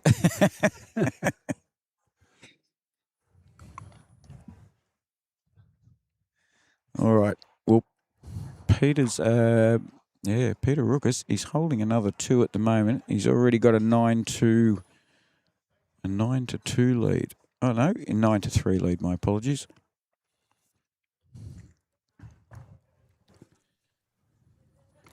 Must be hard playing with bowls that he hasn't used before. He's just going to slide through with a little bit too much weight. Oh, he might have done himself a damage there too. He's probably moved his nearest bowl out. He won't like that result. Not easy turning up and playing with new bowls or bowls you're not experienced playing with. And it's a very technical green too. Yeah. Oh, it's running at a good pace, so it's not easy to play on this if you're not used to it. If you've been playing on grass greens anywhere in Australia and you've come and playing on this right now, you'd be pushing it because all of a sudden you're hardly giving it anything really. There is It fair could be a bit of fall there. adjustment. Yeah. Luckily, though, these sorts of venues are popping up around. We played Newcastle and we had our Victorian State Championships at Ocean Grove. And Matty Flapper's down there with as a manager. He was great with us as well. Yep. But that green's very different to this one. Yeah. We'll see if we can get our lovely Mark and Nicole Roderick. She's focused on getting up the other end, so we haven't been able to get the scores from her as she passes by, but I think that might have been a 3, that one.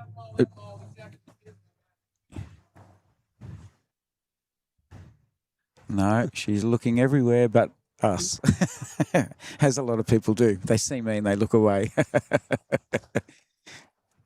If I stand up, Just sometimes wave it your gets arms. Yes, got a big nod. I think I saw a very sporting gesture from Peter up there then. There's no way they were going to bother to measure it, so he picked up one of Bob's bowls and sat it inside the outer bowl so they didn't have to measure, so they just knew it was 3. That's a very, very sporting thing to do. So we've got 12-3. We've now completed 8 ends, folks. We have 2 ends to go. Up and back, as they say.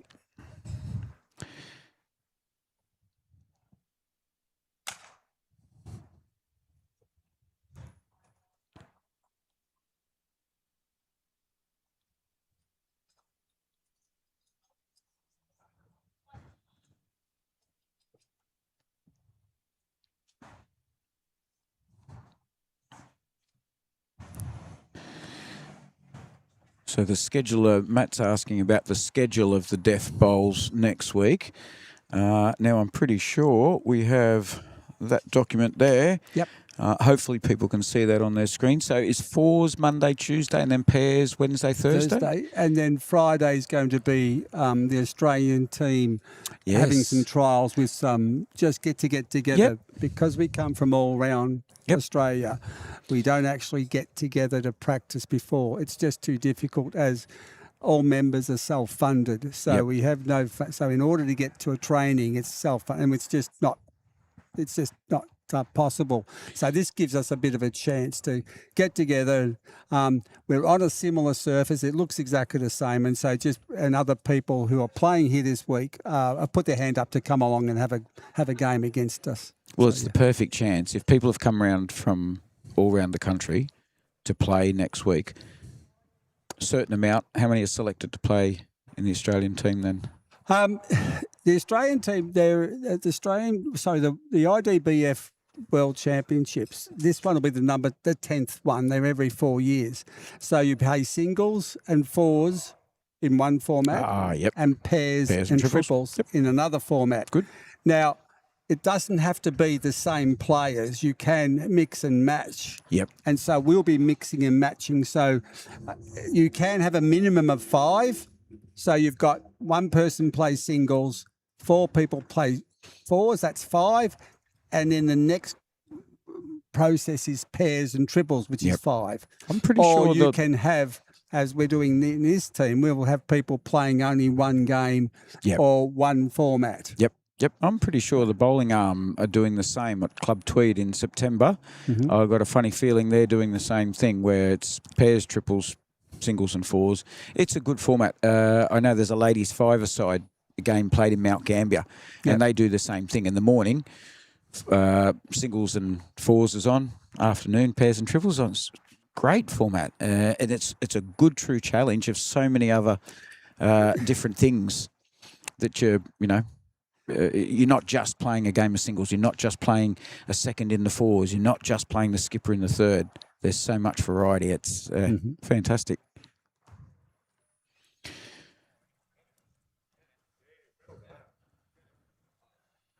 Oh, the Sydney Swans are playing the Bulldogs, and it's half-time in the AFL. I'm a Swans man, Michael, so apparently we're going okay. Oh, okay. And it looks very much like it's 2 there, 2 to Bob Swatton, so he's getting a few back now, which is good to see. Takes the score to 12-5 in the way of Peter Ruckus. That is the 9th end. We have 1 end to go, folks. Now, just to give everybody an update, tomorrow morning we have some more of the Queensland Deaf Singles Bowls Championship. So we're playing the sectional tonight. We'll have more games in the morning. We'll give you an update in the morning as to who's won all of their sections. So people's names will get a mention. We'll let you all know who's playing, when and where and so forth. We'll do all of that tomorrow morning, starting from 8 a.m. Australian Eastern Standard Time.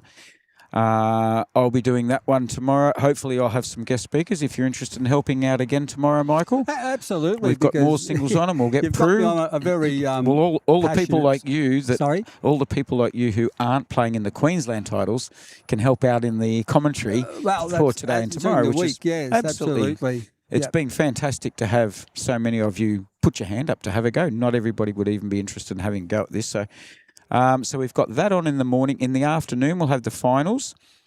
Sunday, all the players get to have a bit of practice. And so Sunday's practice for the Nationals, and then you start your fours Monday for the Nationals. Well, Sunday's actually our meeting day, so we'll have. I've got a fair few meetings because we don't get together apart from Zoom meetings. So this will be a fairly important meeting because of what's happening with World Bowls and Deaf Bowls. We've got to start promoting and start disseminating information to people because it is a change in how Deaf Bowls will be looked at.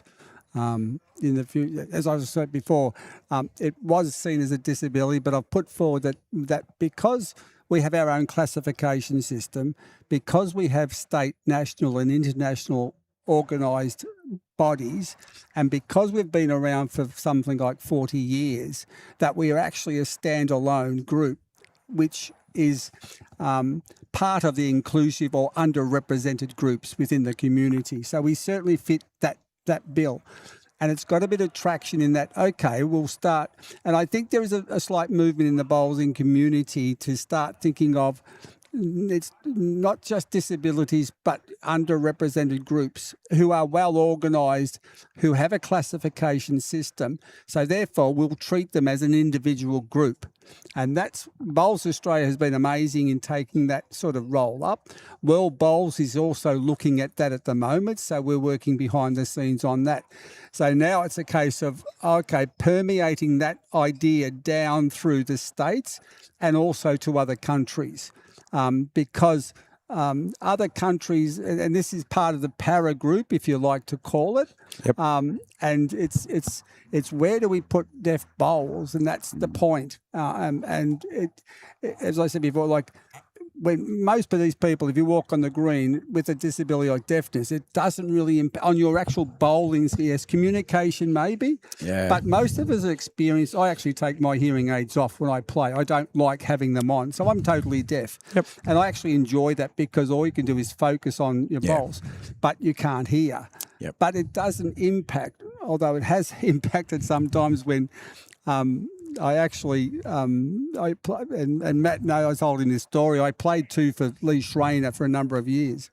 And one time I drove And I can tell by his body language, he didn't ask me to drive.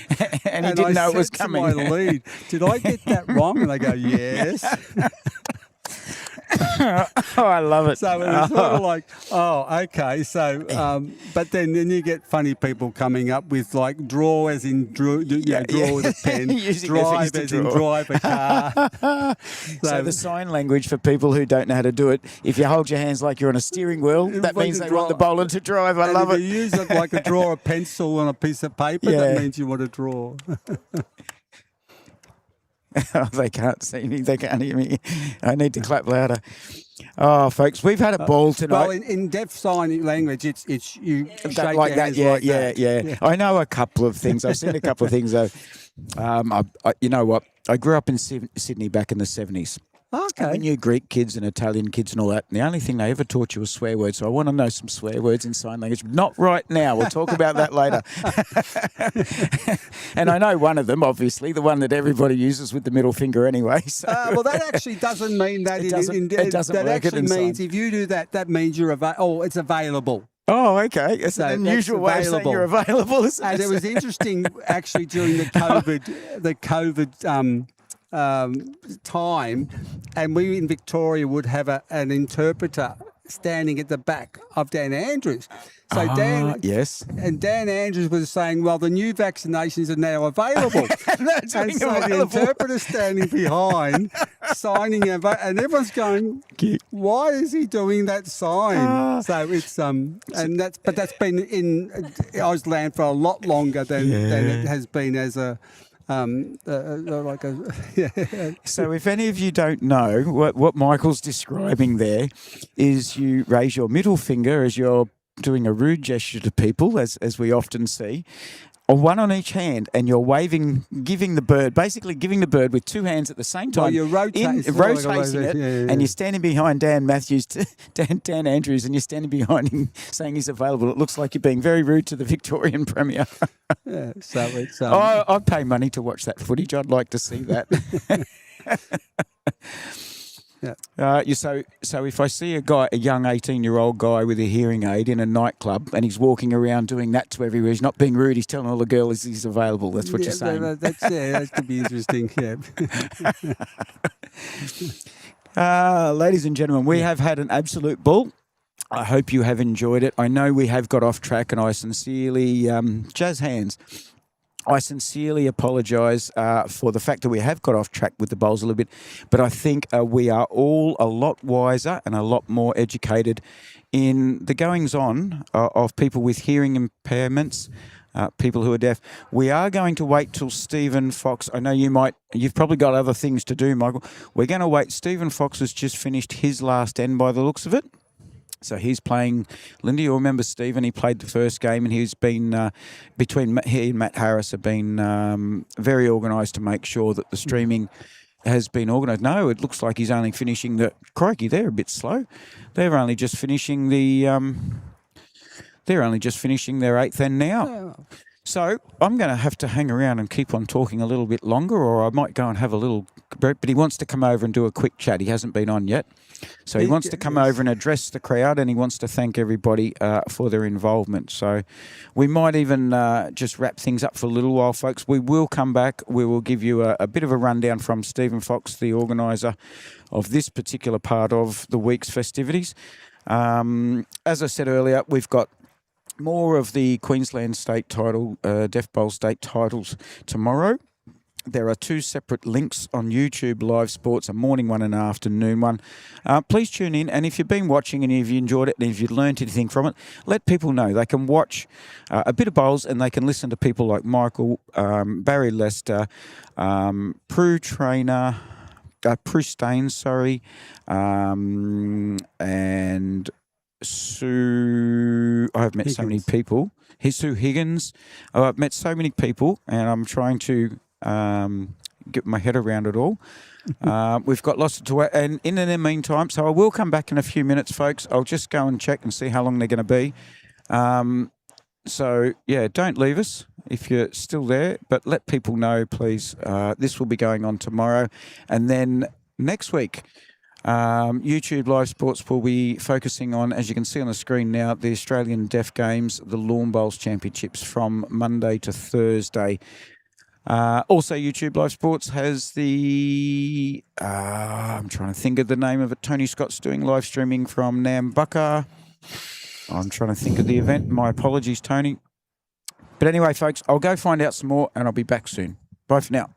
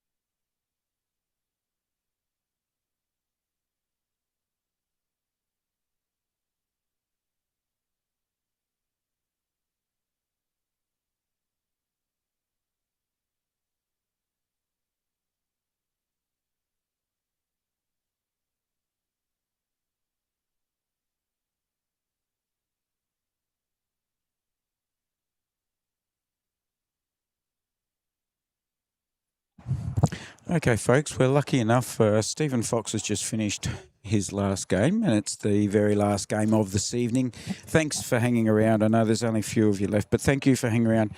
He's a big organiser up here for both this event and also for Michael. It's been on commentary.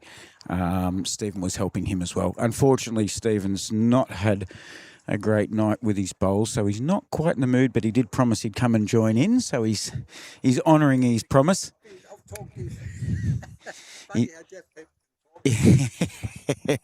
He's honouring his promise, and he's going to come on and have a quick chat, which is lovely. We appreciate his time. He's been a busy man for weeks organising these events, and also being a playing organiser makes it even more tricky for him. So I'd say he's just done some adjustments to his hearing aids using his mobile phone. Would that be correct? I tell you what, one thing, Stephen, you might be able to do is help my mum. I think she spent 8 or 10 grand on hearing aids, and she hardly ever wears them because she can't work out how to adjust them. So she watches TV 1 minute and they don't work. And then there's people around, and then it must be a horrible adjustment. Look, thanks very much for your time. I know we're just about ready to wrap up for tonight. It's been a successful night, maybe not for everybody on the green. I see the big grin on your face. Yeah, it's we'll just leave this one in the car park, I think. All right, well, we won't talk about how your section went because we don't want to talk about people in your section, do we? Look, mate, tonight's gone really well. People are watching, and I tell you what, an awful lot of people got a big education tonight on so many different issues not just about hearing impaired bowlers, but hearing impairment and deafness. Everything from assistant dogs to the way people communicate, everything. This has been a massive educational process, mate. It's fantastic. And you know, we're all learning all the time, and it's just a never-ending journey through life. I won't say it's a battle through life. It's a journey through life, and it's the journey that we take, you know. But yeah, we make the best of what we've got. We make the best with what we do. And yeah, it's just, I mean, it's sort of really, really good that everybody comes together, and for us as deaf bowlers with what's happening, it's just so exciting. So many doors are opening up for us and that, you know. And thanks to Mooloolaba, you know, they got behind us, they've held us tonight, and we sort of move on next week after tomorrow to the deaf games and everything. And unfortunately, I've been the poor soul who's... You've been working very hard for the last few weeks, I believe. I've been the troop on the ground, you know. So, and look, it just happened to be sometimes you're the horse, and sometimes you're the horses. You know what? And it's just fortunate enough that I'm based on the Sunshine Coast, so it was easier for me to coordinate everything. But it's such a huge task that everything that goes on behind the scenes, and you know, I just checked my phone. I've still got messages and emails I'll have to go home and sort out, you know. But you know, like, it'd be nice one day just to be a bowler at a tournament. So, but I do this because of my passion for deaf bowls, and sort of with the right people moving forward, everything's going to be so much better for everybody, you know. And it's great with the deaf games on the Sunshine Coast. And everybody says, oh, I don't know about this, I don't know about that, and all that. And the whole thing is just an educational awareness program, you know. And we're picking up numbers monthly across the country. We can't ask for any more than that. Somebody from Victoria said to me, oh, we had come and try Deaf Bowls Day, and we had 20 people, and we only got one member out of that. I said, yeah, but don't look at that as a negative. Look at that as a positive. That's one more member than you had before you had that, you know. And that's only one member now. In another year's time, somebody else might. And Barry Lester talked about tonight. You can introduce 20 school kids to bowls. They might not come back for 5, 10 or 15 years. They'll come back when they're ready. Or somebody with mental health issues. They might not feel comfortable just coming just yet. And we all know plenty of people, blokes our age, we're all playing bowls, and there's always someone at our club whose hearing is slowly deteriorating. Absolutely. So don't one, as you said, one number's good, and it could mean more. I look at Prue. Prue to me is the future of deaf bowls in Australia. You know, she's just come in at the right time. She's the right age. by the time we get to the next com game, she'll be 20. She'll be hitting her straps, you know, and the world is at her feet, you know, with the World Paras, com games. Everybody talks maybe the Olympics. Yes, that's pipe another dream, possible. you know. So, but it's. I mean, most of us are on the wrong side of our careers, whereas Prue's we coming started into too late. into that, you know, and sort of. But yeah, you know, it's just the way it is, you know. But it's just about creating opportunities for people, you know, and like. As a kid, I grew up, I ate Wheat Bix, I ate Vegemite, and all I wanted to do was play some form of sport for Australia. Yes. Now, if you'd have said to me, Steve, when you're 62, you're going to be representing Australia in deaf lawn bowls, I'd have thought, yeah, go and have another beer, you know. But, you know, and here to you are. me, here I am. I'm representing my country at the World Championships next year. Although on tonight's form, you wouldn't think that. Barry's here. He's got an opening for some more lessons. Yeah. I've already bailed him up. I want lessons as well. So. Oh, look, and that's another thing, you know, like I've got to where I've got because of Barry and because of Caitlin Inch, my other coach, you know, and I'm blessed. And I just say to people, just get a coach, you know, do work. And I put a lot of work in. I know most of us do. And you get, like anything, you get out of it what you put into it, you know. Definitely. And sort of, you know, 10 to 12 hours a week on the training ground. Yeah. You've got to do it, you know. And that's sort of, we come on a green like Kawana, we play on grass, so we come to a green here that's running 17, easy, probably 18. I said that during commentary. I said, sorry. We did a pennant trial on Wednesday night where at best it was running 14, and when the dew settled, it cut back to 12. You know, so then I come and play on something like this, but you've got to be able to adjust. And I probably, the last few ends of that last game, I probably started to get it a bit right. But you know, we go home and debrief and just rest and come back and do it again tomorrow. And tomorrow's a different day, you know, different feeling, different mental attitude, different, you know, somebody else might be having a bad day or whatever. You know, you just take the bad times with the good and sort of and just be thankful that we have the opportunity to do it. You know, I see too many, not just bowlers, but too many people, and they never appreciate what they got until they haven't got it, you know. And sort of so true. We are just in such a that wonderful goes for life position. and parts of life. Absolutely, you know. And like there's, you know, like Caitlin more so than Barry. Barry works on my physical side of the game and my technique. Caitlin works on my mental side of the game.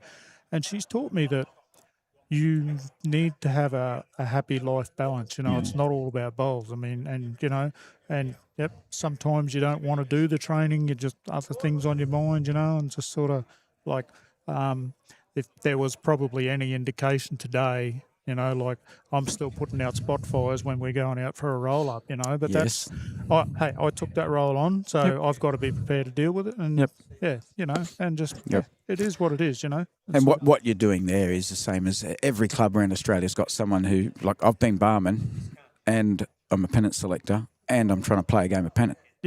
It's you're taking one for the team because not everybody is capable of doing what you're doing with your organisational skills and your contacts. And so you hat know, off to you. I was fortunate enough that I didn't have to do that much, but what we've got coming up next week is basically myself and Graham Tannis from Mooloolaba have just both single-handedly combined and taken from here, you've got bowls here at Mooloolaba Club to run in a full-scale national tournament, you know, and that's been an eye-opener for me, you know, but fortunately with my background, it's been easier to handle, my experience in sports administration and that type of stuff in the past in other sports. So, and even though it's in other sports, the principles all apply, you know, so, but, so. You just never know what you're organising for today and tomorrow with the Queensland bowls, deaf bowls, and what you're part of contributing to the organisation of what you're doing next week.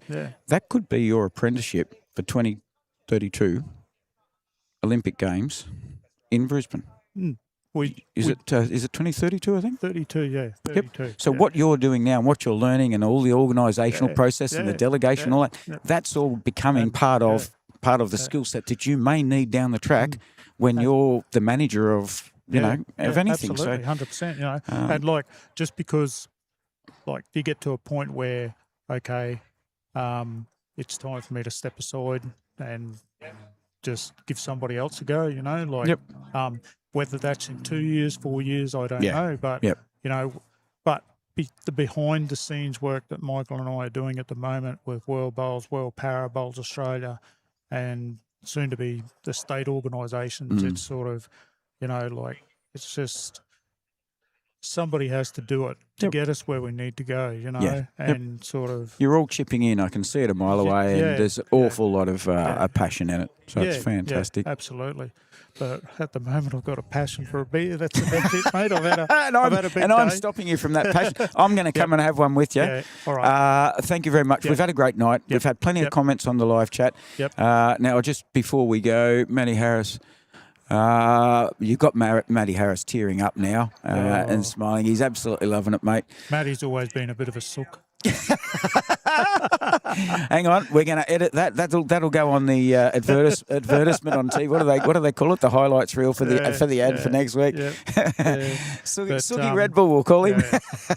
Matty, and look, hats off to Matty for organising this, and yourself for coming up and doing this. You know, you guys, we can't thank you enough, because this is part of the awareness program, getting us out there, and you know, and just sort of. This is a vital tool in our workshop of what we're trying to do, you know. So. Take away anything to do with bowls tonight. I hope the deaf community as a whole throughout Australia gets a hold of what's happening from 5 p.m. today through to Thursday afternoon. And all of any deaf organisations out there in Australia, this isn't just about bowls. This has been a massive education for so many people. And it will be, because this will continue to be on YouTube Live Sports forever and a day.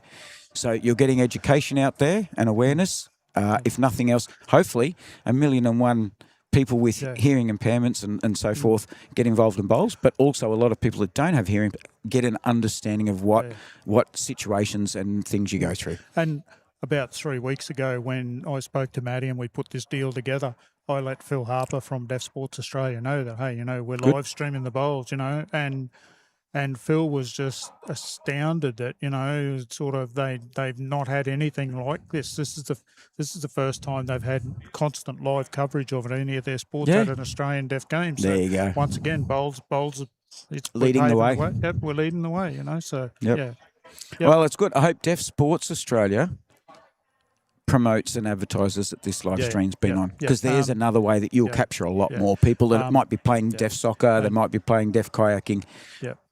All of a sudden they go, bowls is another thing I can do.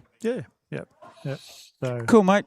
Okay. Cheers. Thanks very much, mate. All right, we'll see you in the morning, 8 o'clock start. And we've got more sectional, or are we into quarterfinals? We're into more sectional, and then after lunch we go into the semi-finals and then the finals. And the big granny in the afternoon.